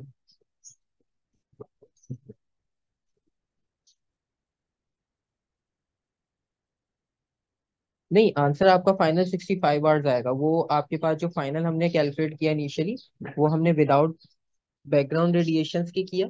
लेकिन क्योंकि हमारे पास इंक्लूडेड है बैकग्राउंड रेडिएशंस, तो फिर उसके अकॉर्डिंगली अगर आप देखोगे तो आपके पास आंसर 65 आवर्स बिल्कुल एक्यूरेट आंसर है। वही आपके पास कंसिडर किया जाएगा फाइनल आंसर। ठीक है। बैकग्राउंड रेडिएशन हमने इनिशियल भी कंसिडर की, आप 74 के रेफरेंस से निकाल लो। ठीक है, क्योंकि बैकग्राउंड रेडिएशन तो आपके पास लास्ट तक दी थी है। तो फिर आप उसके टाइम को माइनस कर लो, तो फिर तब भी आपके पास 65 आएगा। तो टाइम को माइनस करने वाला काम थोड़ा सा और डिफिकल्ट होगा, तो इसलिए सिंपल ये है कि आप सिंपल बैकग्राउंड रेडिएशन के साथ फाइनल आंसर फाइंड कर लो। हम एक और ग्राफ वाला भी कर लेंगे अभी। इसमें अच्छा एक चीज दे, देखो ये वाला क्वेश्चन था कि many of the points plotted in figure do not lie on the best fit line. तो ये वाला क्वेश्चन भी पूछना है, एक्सप्लेन वाई। तो वो जो रैंडम और स्पॉन्टेनियस की आपको एक्सप्लेनेशन दी थी वो यही थी कि आपके पास जो है वो रैंडम एक तो एमिशन होता है, इस वजह से वो लाइन पर आपके पास सारे पॉइंट्स मार्क नहीं हुए हुए। और सेकेंडली कि आपके पास रियल टाइम में बिल्कुल एक्यूरेट प्रिडिक्ट करना मुश्किल होता है। हाँ, radioactive is random and spontaneous since the values fluctuate because radioactivity is random and cannot be accurately predicted। ठीक है, बिल्कुल सही है। ठीक है, तो ये सारे रीजनिंग तो आपको पता ही है। यहाँ तो कोई कंफ्यूजन नहीं है। Due to random and spontaneous emission it may be difficult to conclude the result. ठीक है, तो ये आप कर लोगे और बाकी जो है वो इसको भी बस कंप्लीट कर लो, ताकि इसमें भी अगर किसी को कंफ्यूजन है वो भी क्लियर हो जाएगी। तो तकरीबन इसमें सारे वेरिएंट्स आपके पास हर तरह का क्वेश्चन इंक्लूड हो गया न्यूक्लियर से रिलेटेड इस पार्ट में।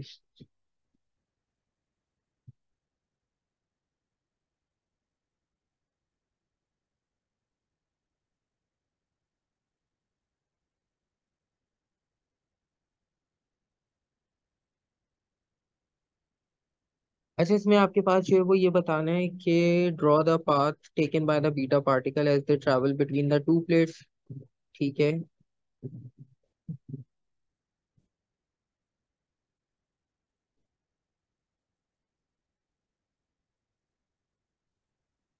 अब आपके पास यहाँ पे बीम ऑफ बीटा पार्टिकल है। बीम ऑफ बीटा पार्टिकल का मतलब है बीटा नेगेटिव है। ठीक है, तो वो पॉजिटिव की तरफ अट्रैक्ट होगा। और एक चीज और याद रखनी है कि जो एंगल होता है अल्फा और बीटा का, तो जब हम एंगल बनाते हैं अल्फा और बीटा में, तो बीटा का एंगल जो है वो आपके पास थोड़ा फास्ट मूविंग इलेक्ट्रॉन है, वो लाइट पार्टिकल होता है, तो उसकी डिफ्लेक्शन अल्फा से डिफरेंट होती है। ठीक है, तो अभी तो खैर हम बीटा का सिर्फ ड्रॉ कर रहे हैं, लेकिन जब अल्फा और बीटा एक साथ ड्रॉ किए जाते हैं तो उसमें आपने थोड़ा सा डिफरेंस रखना होता है। तो बेसिकली बीटा नेगेटिव है तो वो आपके पास ऊपर की तरफ कर्व हो जाएगा।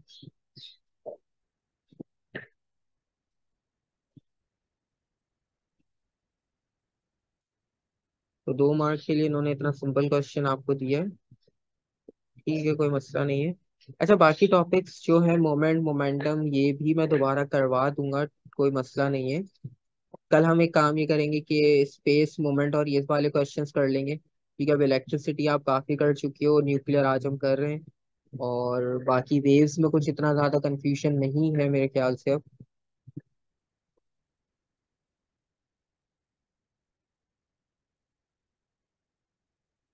अच्छा, अगर अल्फा का भी ग्राफ आपने साथ ड्रॉ करना हो, लेट सपोज इसमें अल्फा भी आपके पास डिफ्लेक्ट हो रहा हो, तो आपको अल्फा और बीटा की प्रॉपर्टीज याद होगी जो हमने यहाँ पर लिखी थी।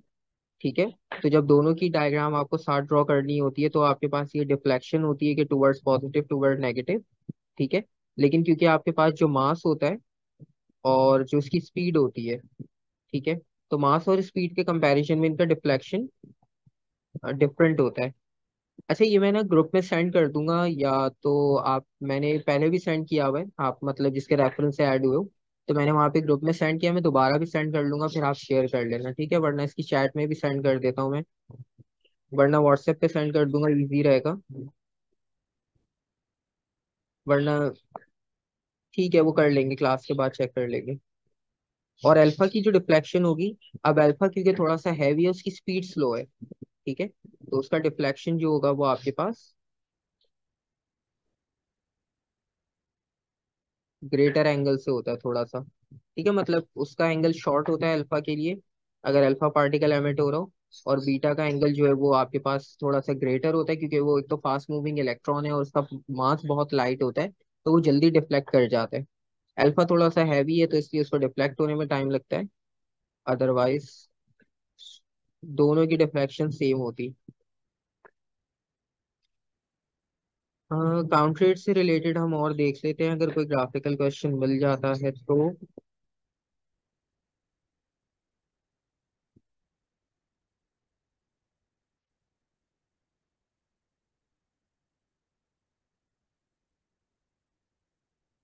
ये एक क्वेश्चन है, इसमें देख लेते हैं, इसमें फाइंड आउट क्या करना है। खैर इसमें कुछ हाफ लाइफ का कॉन्सेप्ट है नहीं, पूछा नहीं इन्होंने, दूसरा चेक कर लेते हैं। रेडियो एक्टिव डिके का मतलब ये होता है सिंपल, आपके पास जो रेडियो एक्टिव एलिमेंट होता है, जब वो continuously with respect to time जितना डिके होता रहेगा, उस प्रोसेस को हम सिंपल रेडियो एक्टिव डिके कहते हैं। ठीक है, वही हाफ लाइफ का कॉन्सेप्ट आ जाता है। अच्छा, ये ग्राफिकल हमारे पास क्वेश्चन है, ये देख लेते हैं।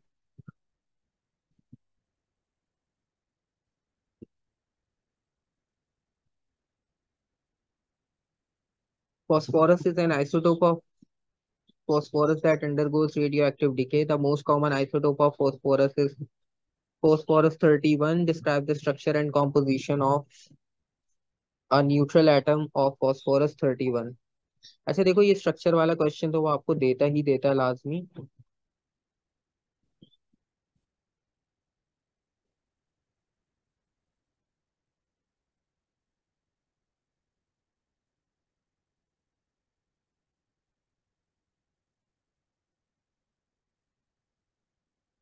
ठीक है, तो सबसे पहले आपने ये बताना है कि इनके स्ट्रक्चर में डिफरेंट क्या होगा।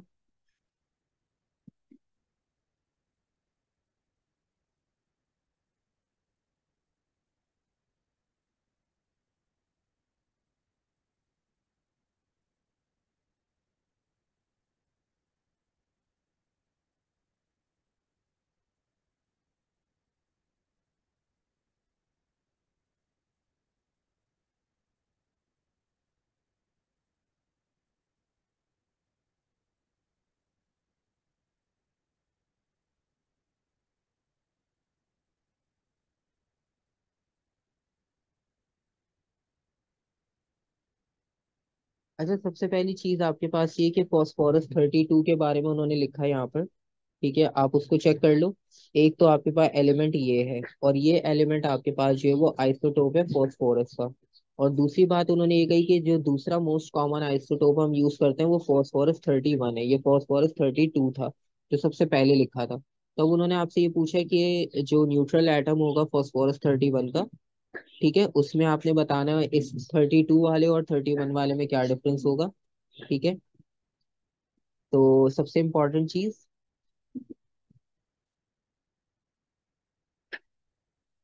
कि यहाँ पर आपके पास 16 प्रोटॉन्स होंगे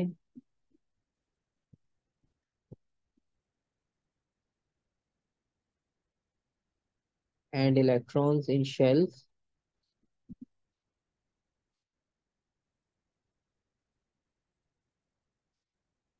और 15 न्यूट्रॉन्स होंगे।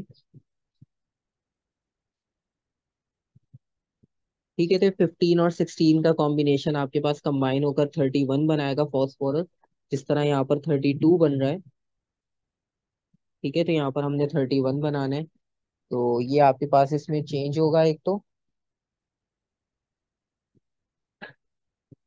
और दूसरा एक state how an atom of phosphorus 32 differs from a atom of phosphorus 31। अब इन दोनों का भी डिफरेंस बताना है, तो इसका मतलब ये है कि आपके पास एक न्यूट्रॉन चेंज हो जाएगा,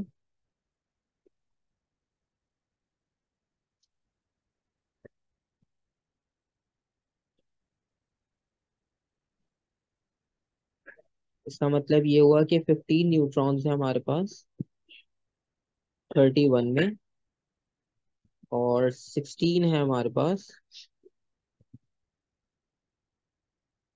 फॉस्फोरस 32 में। ठीक है।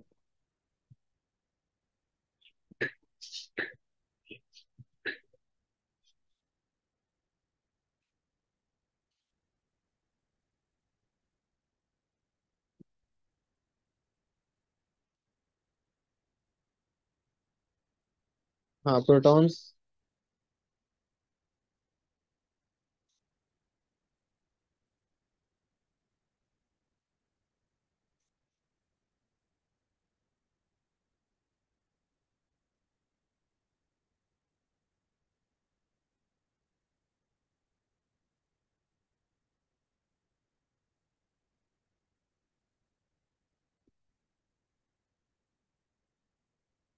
फॉस्फोरस 31 में हमारे पास 15 है, और 32 में हमारे पास 16 है।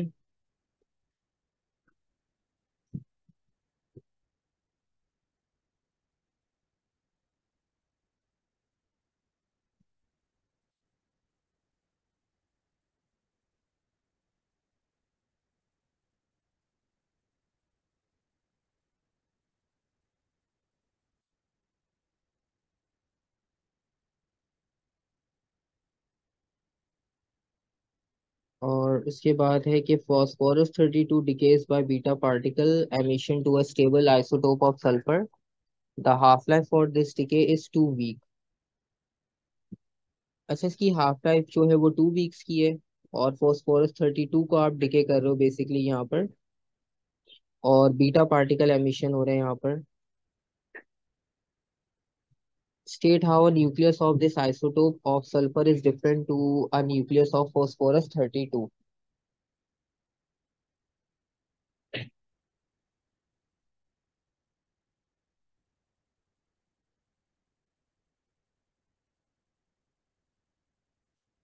यहाँ पर आपके पास फॉस्फोरस 32 को डिके किया है, और बीटा पार्टिकल एमिशन हुआ है यहाँ पर, और स्टेबल आइसोटोप बना सल्फर का, और हाफ लाइफ है 2 वीक्स की। अब न्यूक्लियस जो होगा आपके पास, वो इस नए आइसोटोप का जो कि सल्फर का बन रहा है वो, और फॉस्फोरस 32, इन दोनों के न्यूक्लियस में डिफरेंस क्या होगा?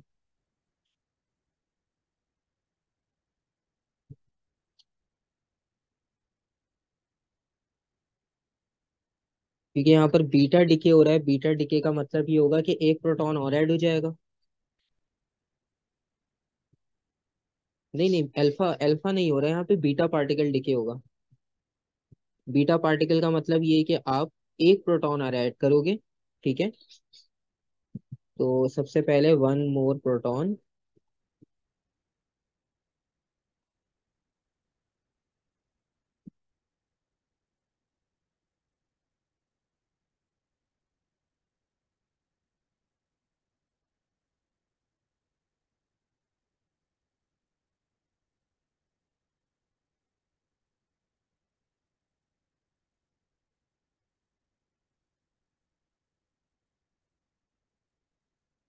उसके बाद जो ग्राफिकल आपके पास रिप्रेजेंटेशन है, time T is equals to 0, इसका काउंट रेट है 3.2 exponent 11, phosphorus 32. At the same moment, the sample contains no atom of sulfur. This is shown by cross on figure 6.1. ठीक है, वो इसकी बात कर रहे हैं जो क्रॉस यहाँ पे किया हुआ है. Plot a graph to show how the total number of sulfur atom in the sample changes with T and draw a suitable curve on this graph. अच्छा, वैल्यूज आपको उन्होंने दी है इस तरह से कि इनिशियली उन्होंने फॉस्फोरस के बारे में कहा है कि वो 3.2 एक्सपोनेंट 11 है, time T is equals to 0. और उसके बाद वो कह रहे हैं कि plot a graph to show how the total number of sulphur atom in the sample changes with T and draw a suitable curve. अब उन्होंने आपसे सल्फर के बारे में पूछा है.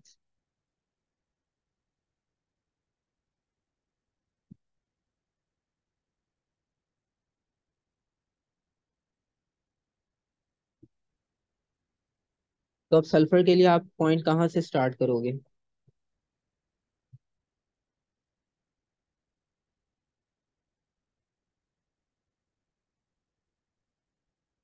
अच्छा, वैल्यूज आप एक बार यहाँ से पार्ट बी से चेक कर लो सारे नंबर्स.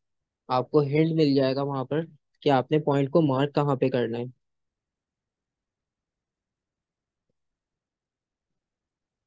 3.2 पे स्ट्राइक करेगा, जीरो से स्टार्ट होके. अच्छा, जीरो से स्टार्ट नहीं होगा क्योंकि हमारे पास जब डिके होता है तो स्टार्ट में मैक्सिमम होती है वैल्यू, फिर विद रिस्पेक्ट टू टाइम वो डिके होता रहता है.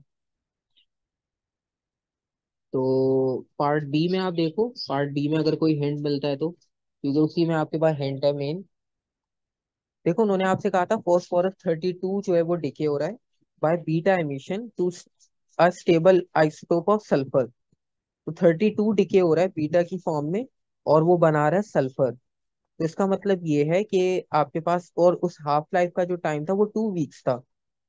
ठीक है, तो इन्फॉर्मेशन आपको जो है वो फर्स्ट लाइन में दी है कि 2 वीक्स का हाफ लाइफ का टाइम है और वो बना रहा है सल्फर. तो इसका मतलब ये कि जो फॉस्फोरस 32 की इनिशियल वैल्यू होगी वो हाफ डिके हो जाएगी. और हाफ डिके होने का मतलब ये कि वो हाफ डिके होगी, तो जो वैल्यू हमारे पास क्वेश्चन में गिवन है हम उसको हाफ करके देख लेते हैं. वैल्यू हमारे पास गिवन है 3.2 एक्सपोनेंट 11. फॉस्फोरस की जो वैल्यू गिवन है वो 3.2 एक्सपोनेंट 11 है. ठीक है, आप उसको हाफ कर लो. तो जब हम इसको हाफ करेंगे तो इसको हाफ करने के बाद आपको वैल्यू मिलेगी 1.6 एक्सपोनेंट 11.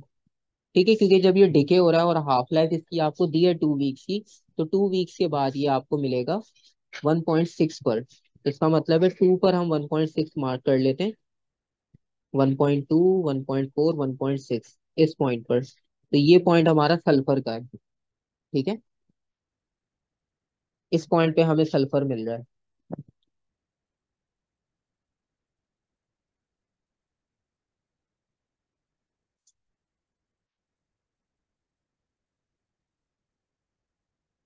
और इसी तरह से आपके पास जो डिके होगा.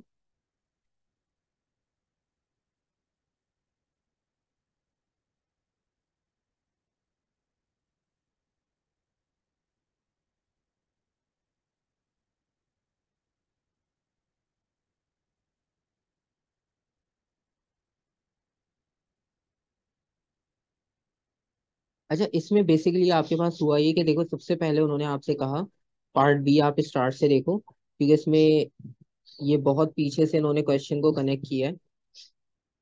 देखो, सबसे पहले उन्होंने आपसे ये क्वेश्चन किया कि फॉस्फोरस 32 है और फॉस्फोरस 32 डिके हुआ बीटा पार्टिकल. बीटा पार्टिकल में उसने डिके किया और उसने बनाया स्टेबल आइसोटोप ऑफ सल्फर. ठीक है, अब सल्फर यहाँ पर इंपॉर्टेंट इसलिए क्योंकि हमारा जो ग्राफ है वो सल्फर का है, तो वो सल्फर की बात कर रहा है.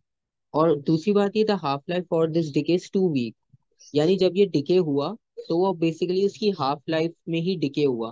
तो बेसिकली इसकी हाफ लाइफ की वैल्यू आपको दी है उन्होंने डायरेक्ट. ठीक है, मतलब 2 वीक्स का उसका हाफ लाइफ है. यहाँ तक हो गया. पार्ट वन स्किप कर दो, पार्ट वन अभी हम नहीं डिस्कस करें, पार्ट टू पे आओ. अब उन्होंने कहा है time T is equals to 0, radio active sample contains 3.2. ये जो 3.2 एक्सपोनेंट 11 है ये वैल्यू है फॉस्फोरस 32 की. ठीक है, at time T is equals to 0. और ऊपर हमने पार्ट बी के स्टार्ट में किया कि वो डिके हुआ है हाफ लाइफ 2 वीक्स के अकॉर्डिंगली और उसने बनाया सल्फर. ठीक है, क्वेश्चन में उन्होंने आपसे पूछा कि आपने ये बताना है total number of sulphur atoms in the sample changes with time and draw a suitable curve. इसका मतलब ये कि 3.2 को जब आप हाफ करोगे तो आपको हाफ वैल्यू मिलेगी 1.6 एक्सपोनेंट 11, और वो मिल रही है आपको 2 वीक्स के अंदर। तो 2 वीक्स के अंदर आपकी वैल्यू हो रही है हाफ। इसका मतलब ये कि अगर आप 3.2 एक्सपोनेंट 11 से स्टार्ट करते हो, यानी यहाँ से, तो यहाँ से आपको पहला सल्फर मिलेगा इस पॉइंट पर, 2 वीक ये रहा, और 1.6 यहाँ पर मिलेगा। ठीक है, तो आपको पॉइंट जो मिलेगा वो इस रेफरेंस से मिलेगा कि आपके पास जो 3.2 था उसको आपने हाफ किया 2 वीक्स के अकॉर्डिंग, और 2 वीक पे आपने मार्क कर दिया 1.6 को, तो वो आपके पास पॉइंट हो गया सल्फर एटम का। क्योंकि जब वो डिके हुआ 32, तो वो सबसे पहले डिके हुआ सल्फर में। ठीक है।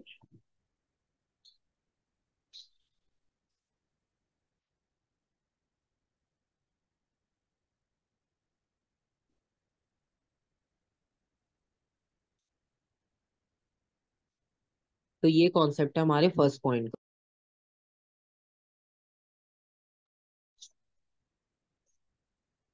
अच्छा, सेम इसको आप कंटिन्यू करोगे।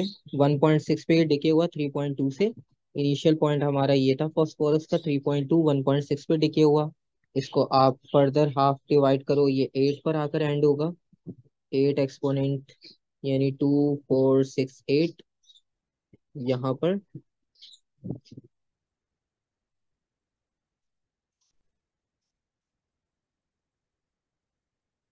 और फिर आप फर्दर इसको डिवाइड करते जाओ तो आपको हाफ लाइफ मिलती जाएगी। 4 पर आएगा ये।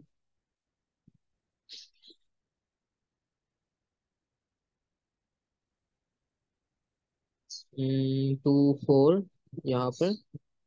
ठीक है। अच्छा, नॉर्मली आप इसको हाफ करते जाओगे ना, तो ये आंसर यहाँ पर आपको 4 एक्सपोनेंट 10 मिल रहा है। 4 एक्सपोनेंट 10, और यहाँ पर सॉरी, ये वाला आंसर इसका है 4 एक्सपोनेंट 10। यहाँ पर आपको आंसर मिलेगा 8 एक्सपोनेंट 10। ठीक है। आपके पास देखो यहाँ पर वाई एक्सिस पर एक्सपोनेंट 11 पे है। ये आंसर एक्सपोनेंट 10 पर आएंगे। तो इसका मतलब ये हुआ कि आप इसको एक डेसिमल पीछे शिफ्ट करोगे, 0.8 अगर आप लिखो, तो आपको एक्सपोनेंट 11 मिलेगा। ठीक है, तो इसमें कंफ्यूज नहीं होना कि 8 था तो हम ऊपर जाने के बजाय नीचे क्यों आ रहे हैं। तो एक्सपोनेंट हमारे पास वाई एक्सिस पे 11 है, और हम 10 के रेफरेंस से जा रहे हैं नीचे। अच्छा, अब ये जो ग्रीन डॉट्स हैं, बेसिकली ये ग्रीन डॉट्स हमने बना लिए फॉस्फोरस के लिए। ये तो हो गया फॉस्फोरस का डिके।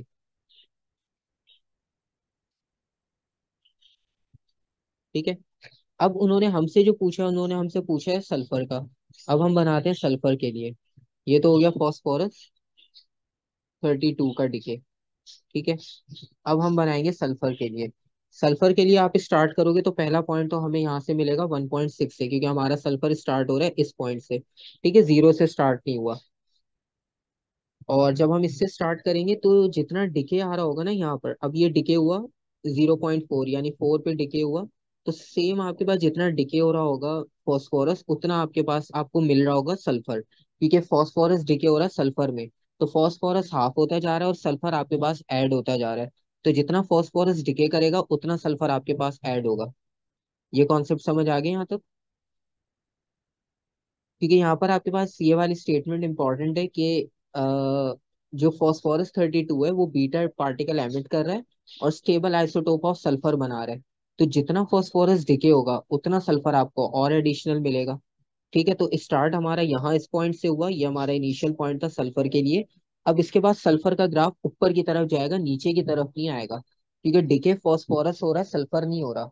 तो आपने ये ग्रीन लाइन इसलिए बनाई है, आपको एक रेफरेंस लाइन मिल जाएगी कि कितना डिके हो रहा है फॉस्फोरस और आपने कितना ऐड करना है सल्फर को। तो आप 4 पॉइंट पर देखो, यानी इस पॉइंट पर, ये हमारा भी सेकंड पॉइंट होगा 4th वीक पे। 4th वीक पे जो फॉस्फोरस था वो डिके हुआ कितने पर आकर, 8 पर। ठीक है, तो हम इसको 8 पर इंक्रीज कर देंगे। तो यहाँ से हम इसको इंक्रीज करें अगर, तो इंक्रीज करने का मतलब ये है कि 2 4 6 8। ठीक है, यहाँ से आप इसको इंक्रीज करोगे 2 4 6 8। ये आपका हो गया सेकंड पॉइंट। तो जितना ये डिके हुआ था उतना आपने इसको ऐड कर लिया ऊपर की तरफ। ठीक है। फिर नेक्स्ट आपके पास डिके कितना हुआ, 4 का। तो आप इसको 4 और ऐड कर लो यहाँ से, 2 4। तो नेक्स्ट पॉइंट आपको मिलेगा यहाँ पर। ये कॉन्सेप्ट समझ आ गया?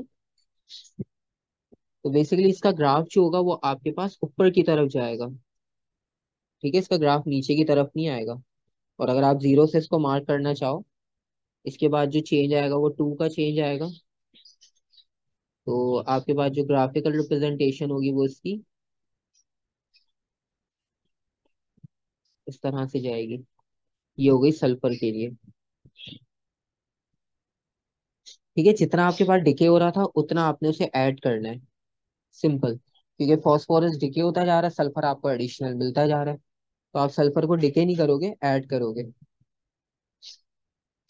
और उसके बाद आपने बताना है two precautions taken when storing और मूविंग रेडियो एक्टिव मटेरियल। कोई भी दो प्रिकॉशंस लिख सकते हो, फोर्सेप्स का हमने पढ़ा है।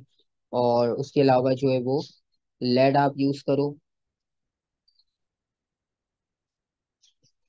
और शॉर्ट टाइम एक्सपोजर होना चाहिए। तो मल्टीपल आपके पास ऑप्शन है, कोई भी आप यहाँ पे दो मेंशन कर सकते हो। हाँ, लेड बॉक्स यूज कर सकते हो, क्योंकि स्टोर का भी उन्होंने लिखा हुआ है। तो स्टोर का मतलब ये है कि आप उसे लेड में स्टोर करो। मूविंग का मतलब ये है कि हमारे पास शॉर्ट टाइम एक्सपोजर होना चाहिए। ऐसा ना हो मूव करते हुए उसको काफी टाइम ओपन रखें। Use tongs storing in a protective material like lead box. और शॉर्ट टाइम एक्सपोजर। ठीक है, तो ये सारी चीजें आपको पहले से पता है, तो आप कोई भी दो पॉइंट यूज कर सकते हो यहाँ पर। डिस्टेंस आप अपना मेंटेन रखो। मल्टीपल ऑप्शंस हैं। ठीक है, तो यहाँ तक आपके पास न्यूक्लियर का आपको काफी आइडिया हो ही गया है। मल्टीपल आपने कॉन्सेप्ट्स देख लिए हैं इसके, इस तरह से आपने इसे सॉल्व करना होता है।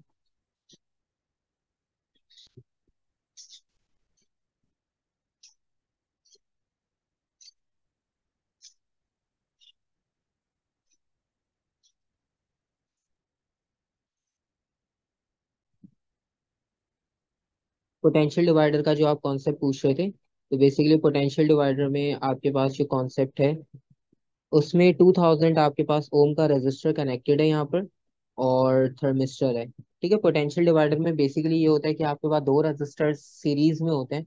अब वो फिक्स रेजिस्टर हो, वेरिएबल रेजिस्टर हो, डिपेंड करता है। ठीक है, उसमें कोई कंपलसरी नहीं है कि हमेशा फिक्स ही हो या वेरिएबल ही हो।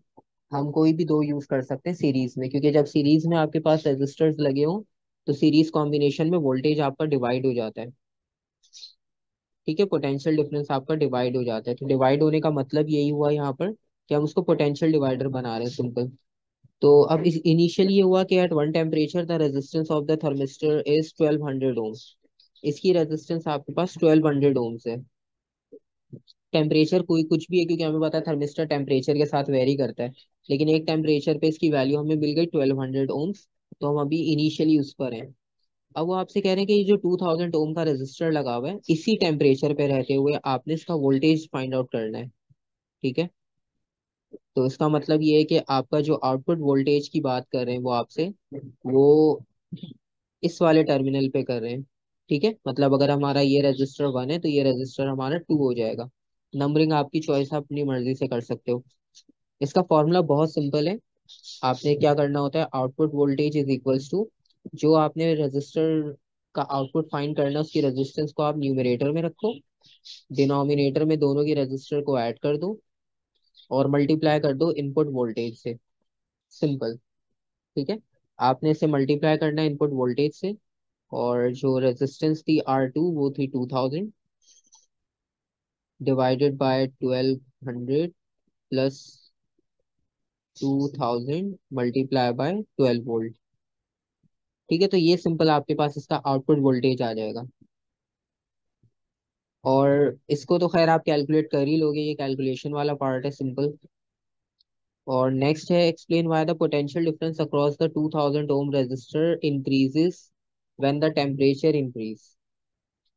अच्छा, अब उन्होंने कहा है कि टेम्परेचर इंक्रीज हो रहा है। टेम्परेचर इंक्रीज होने का मतलब ये है कि सबसे पहली चीज आपको पता होना चाहिए, वो थर्मिस्टर की बात कर रहे हैं। हमने तीन तरह की चीजें पढ़ी थी। एक तो हमारे पास नॉर्मल कंडक्टर होता है जो ओम्स लॉ को ओबे करता है। फिर एक आता है फिलामेंट। फिर एक आता है थर्मिस्टर।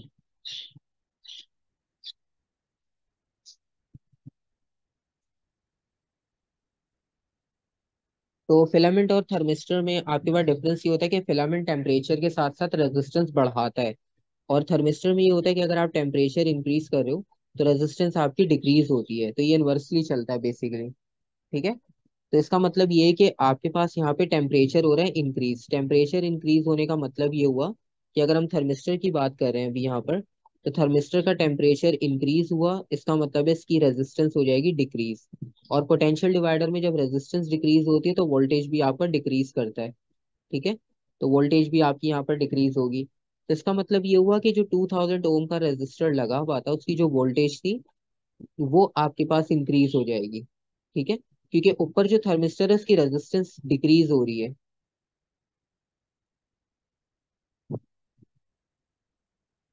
तो जब इसमें डिक्रीज आ रहा है तो इसका मतलब है सेकंड वाले में ऑटोमेटिक इंक्रीज आएगा।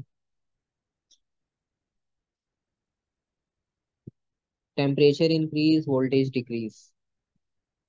जी ऐसा ही है थर्मिस्टर में। ठीक है, रेजिस्टेंस के रेफरेंस से याद रख लोगे और इजी हो जाएगा, क्योंकि फिलामेंट में दोनों चीजें साथ बढ़ती हैं।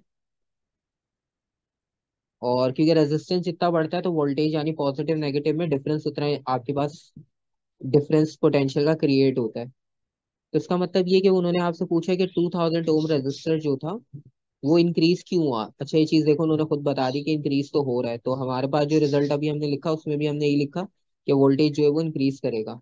तो इसका मतलब ये कि जब हम थर्मिस्टर की बात करें तो थर्मिस्टर के बारे में भी हमने डिस्कस किया कि थर्मिस्टर का जब आप टेम्परेचर इंक्रीज करते हो, ठीक है, तो उसकी रेजिस्टेंस आपके पास जो है वो डिक्रीज हो जाएगी।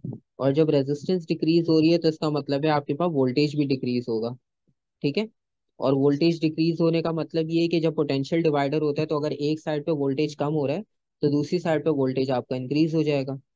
तो इसका मतलब ये हुआ कि जो 2000 ओम का रेजिस्टर लगा हुआ है उस साइड पे आपका वोल्टेज इंक्रीज हो जाएगा, क्योंकि ऊपर वोल्टेज आपका डिक्रीज हो चुका है। ठीक है, एक साइड पर डिक्रीज होगा तो दूसरी साइड पर इंक्रीज करेगा। तो ये सिंपल सा कॉन्सेप्ट है। अब ये रिले स्विच वगैरह अब आपके पास एक्सक्लूड हो गए, तो इसमें ज्यादा डिटेल में इनको सॉल्व नहीं करना।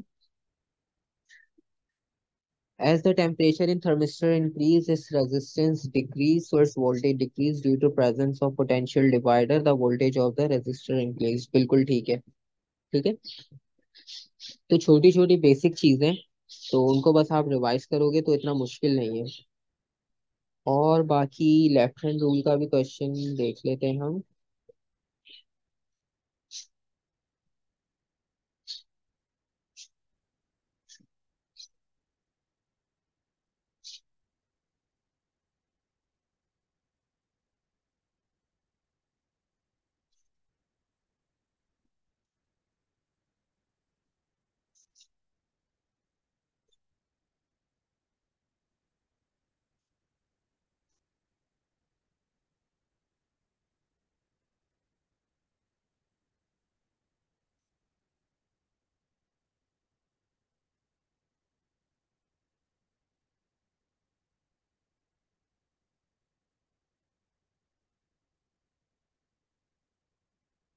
अच्छा, एक ग्राफिकल रिप्रेजेंटेशन वाला भी एक देख लो, पार्ट सी जिस तरह किसी क्वेश्चन का है कि shows the current voltage graph for the two filament. दो अलग अलग फिलामेंट है बेसिकली यहाँ पर। तो ये फिलामेंट का ग्राफ डिफरेंट होता है क्योंकि इसमें आपके पास करंट जो है वो डिक्रीज होना शुरू होता है विद रिस्पेक्ट टू टाइम, क्योंकि टेम्परेचर बढ़ता है तो रेजिस्टेंस बढ़ती है, करंट डिक्रीज होता है। तो फिलामेंट का ग्राफ इस तरह से होता है। और जब आप थर्मिस्टर का बनाते हो तो वो नीचे से ऊपर की तरफ जाता है, क्योंकि उसमें रेजिस्टेंस डिक्रीज हो रही होती है।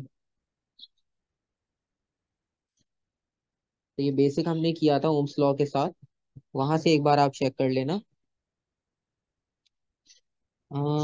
मोटर का प्रॉपर क्वेश्चन।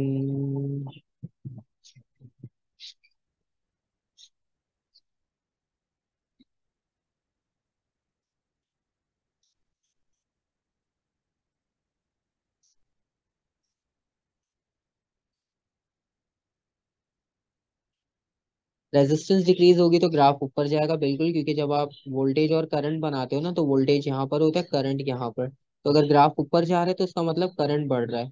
करंट बढ़ने का मतलब ये हुआ कि रेजिस्टेंस आपकी डिक्रीज हो रही है। और जब आप फिलामेंट का ग्राफ बनाते हो तो फिलामेंट का ग्राफ इस तरह से बनता है। तो इसका मतलब ये कि पहले करंट बढ़ रहा था, फिर आहिस्ता आहिस्ता वो डिक्रीज हो रहा है, मतलब एक कांस्टेंट वैल्यू की तरफ जा रहा है, यानी जो चेंज है वो डिक्रीज हो रहा है। तो इसकी वजह से आपके पास आप ये लिखते हो कि फिलामेंट में रेजिस्टेंस आपकी बढ़ती है। तो इसकी वजह से करंट आपका जो है वो डिक्रीज होना शुरू हो जाता है। अच्छा, ये क्वेश्चन है आपके पास। Figure 9.1 shows part of a torch, the torch does not contain a battery. इसमें कोई बैटरी नहीं है। The torch is shaken and this cause the magnet to move backward forward through the coil. Explain why an EMF is induced in the coil when the magnet moves. अब आपके पास ये magnet back and forth move कर रहा है। सबसे पहले तो बताना है ईएमएफ इंड्यूस क्यों होगा। कॉमन क्वेश्चन है, बहुत बार आपसे यही क्वेश्चन पूछते हैं।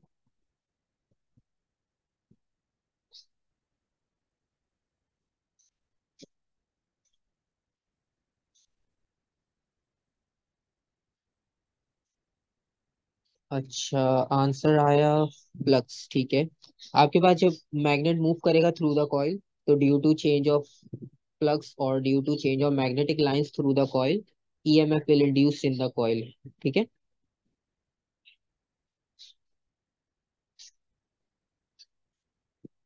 Due to rate of change of magnetic flux.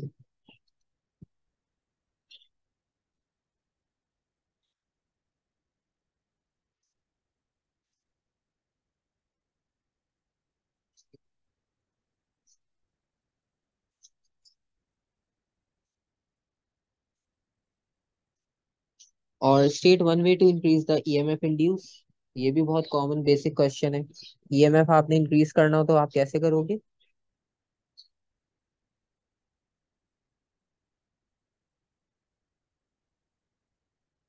आप नंबर ऑफ टर्न्स बढ़ा सकते हो, मैग्नेट स्ट्रॉन्ग यूज कर सकते हो।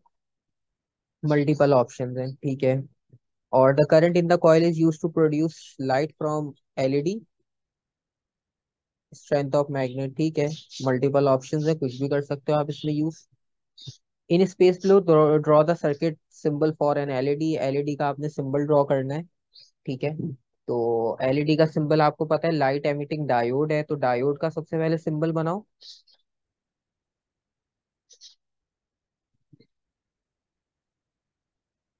ठीक है, डायोड का सिंबल बना के उस पे आपने दो एरोस बना देते हैं लाइट के लिए। ठीक है।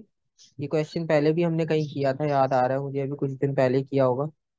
और LED is more efficient source of light than a filament lamp.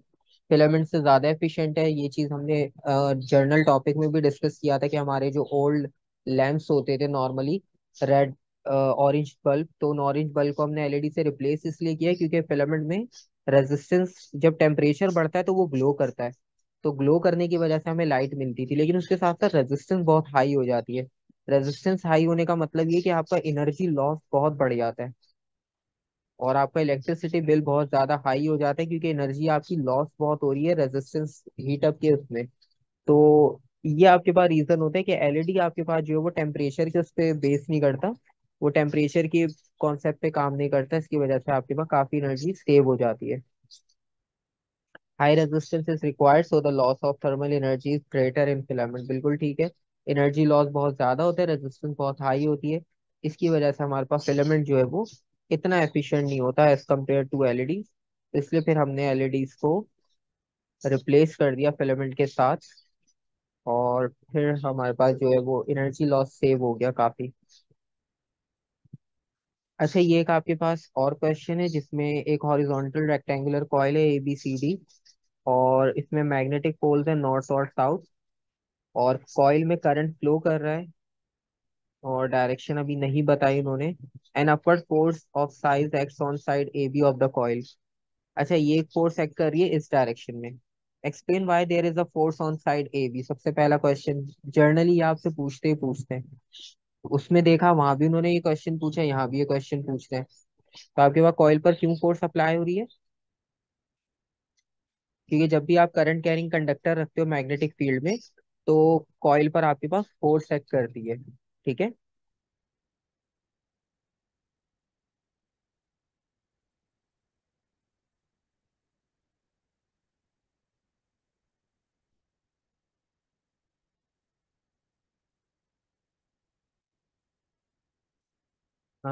It is in the magnetic field. ठीक है।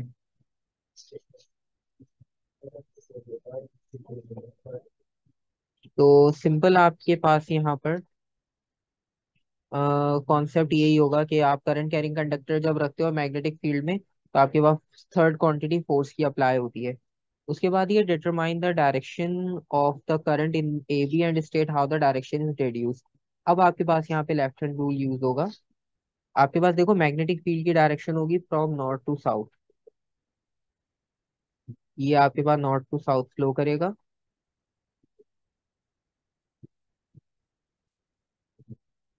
तो फील्ड की डायरेक्शन तो आपको मिल गई। ठीक है, यानी फर्स्ट फिंगर जो आपने रखनी होती है लेफ्ट हैंड रूल में उसकी डायरेक्शन आपको मिल गई। और थंब की डायरेक्शन जो है वो यहाँ पर है। ठीक है, तो आपके पास जो करंट की डायरेक्शन होगी वो कहाँ पर होगी?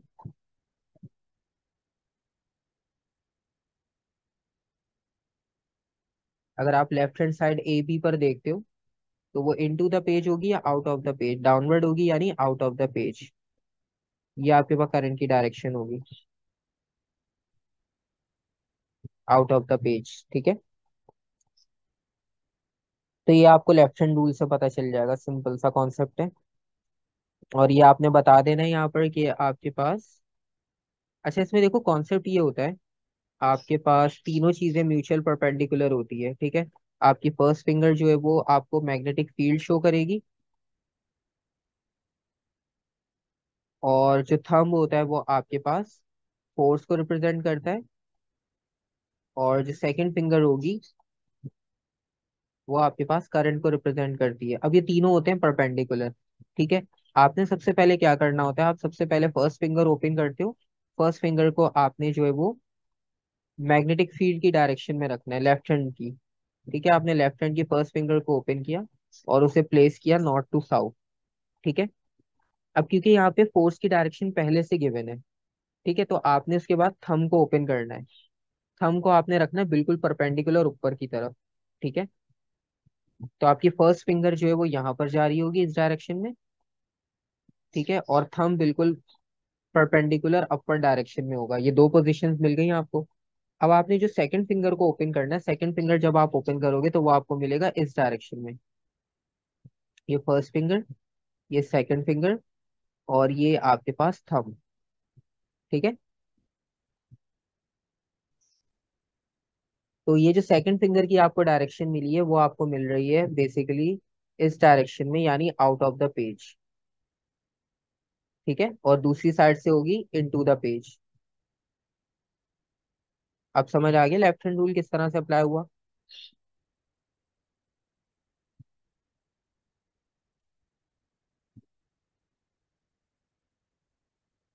अच्छा, लेफ्ट हैंड और राइट हैंड रूल का बहुत सिंपल सा कॉन्सेप्ट है। देखो जब दो चीजें होती है, हमने अभी ऊपर वाला क्वेश्चन देखा जिसमें मैग्नेट को मूव करवा रहे थे, वहां करंट नहीं था। देखो जब करंट होगा ना, जब आपके पास करंट कॉइल में गिवन होगा तो आप यूज करते हो लेफ्ट हैंड रूल।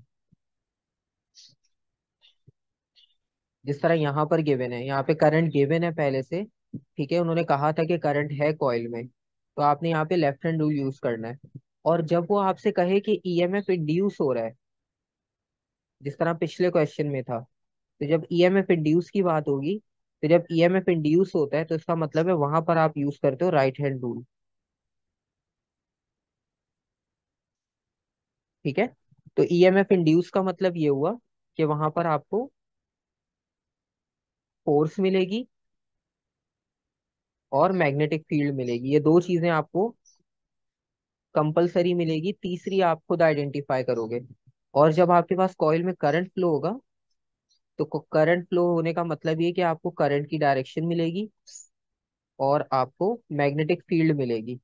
फोर्स की डायरेक्शन आप खुद आइडेंटिफाई करोगे, तो इस कंडीशन में आप लेफ्ट हैंड रूल यूज करोगे, और जब आप फोर्स और फील्ड की बात कर रहे हो तो उस वक्त आप राइट हैंड रूल यूज करोगे। बस ये एक डिफरेंस है, बहुत छोटा सा।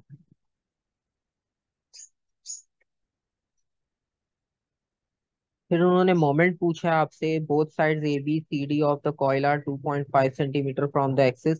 इसका मतलब ये है कि ये वाला डिस्टेंस 2.5 है इनका,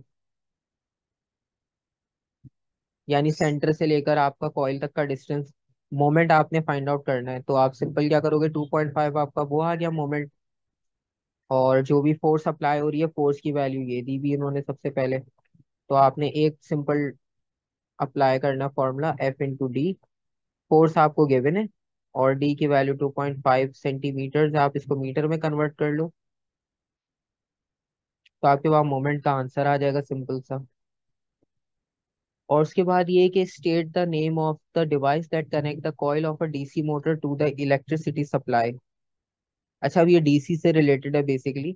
डीसी मोटर में आपके पास कौन सा ऐसा पार्ट होता है जो आपकी मोटर को इलेक्ट्रिसिटी सप्लाई से कनेक्ट कर रहा होता है, जो कि यहाँ पे मिसिंग है बेसिकली।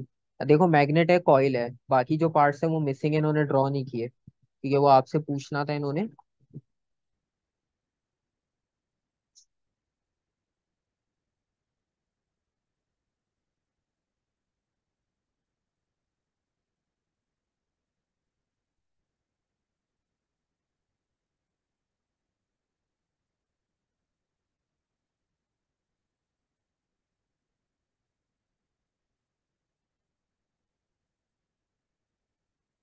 नहीं नहीं, गैल्वानोमीटर वगैरह नहीं। देखो, जब आप इसको कंप्लीट करोगे ना, तो गैल्वानोमीटर तो करंट को मेजर करता है। आप जब इसको कंप्लीट करते हो तो एक आपके पास यहाँ लगता है कम्यूटेटर। ठीक है, एक पार्ट इसमें कम्यूटेटर मिस है, क्योंकि डीसी की बात हो रही है। और उसके साथ लगते हैं ब्रशेस। ठीक है, तो ब्रशेस बेसिकली आपके पास इलेक्ट्रिसिटी के साथ कनेक्ट होते हैं। तो ये आपके पास जाके प्लस माइनस से कनेक्ट होता है। तो ब्रशेस आपके पास यहाँ पे मिसिंग है।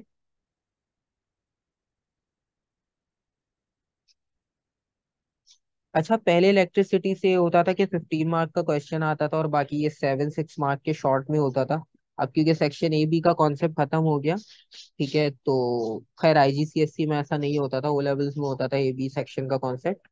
तो आपके पास 8 मार्क्स का मैक्सिमम, या मैक्सिमम ज्यादा ही हुआ 10 मार्क का, लेकिन मुश्किल है, लेकिन 8 मार्क्स तक मैक्सिमम आपके पास क्वेश्चन होगा। ठीक है, वरना मैक्सिमम बहुत ज्यादा ही हुआ तो 10 मार्क का क्वेश्चन आपके पास इंक्लूड होगा, वरना 8 मार्क्स तक तो होगा ही होगा इलेक्ट्रिसिटी। और इसी तरह state one advantage to the arrangement in 12.1 that produces a greater turning effect in coil A B C D. One change to the arrangement to produce a greater turning effect in coil A B C D. अच्छा, इसमें कोई एक change करना हो तो आप क्या change करोगे? ओरिएंटेशन चेंज कर सकते हो, ठीक है। दूसरा ये बेसिकली वो आपसे कह रहा है कि ग्रेटर टर्निंग इफेक्ट। अब ये देखो, वही सवाल इसने पूछा आपसे कि आप इसमें या तो मैग्नेटिक स्ट्रॉन्ग यूज कर लो, इलेक्ट्रिक करंट इंक्रीज कर दो, नंबर ऑफ टर्न्स बढ़ा दो, वही चीज पूछे दोबारा से घुमा फिरा के आपसे, वो एक ही सवाल पूछते हैं। उसमें भी यही सेम कॉन्सेप्ट है, इसमें भी सेम कॉन्सेप्ट है। ठीक है,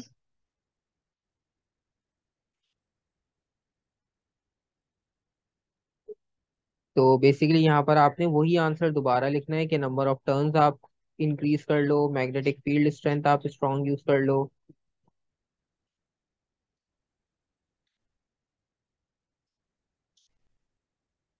ये ग्रेटर टर्निंग इफेक्ट आपके पास रोटेशन फास्ट हो जाएगी। अच्छा, आपने जो लिखा था ना कि रोटेशन इंक्रीज कर लें, तो वो हमारे पास तब होता है जब ईएमएफ इंड्यूस हो रहा हो। ठीक है, यहाँ पे हम रोटेशन खुद से फास्ट कर नहीं सकते मैनुअल, यहाँ पे हम करंट बढ़ा के कर सकते हैं। ठीक है, तो आज के लिए हम इसको यहाँ तक स्टॉप करते हैं। और कल जो है वो फिर हम स्पेस फिजिक्स और बाकी टॉपिक आप मेंशन कर देना, उसको कंटिन्यू कर लेंगे।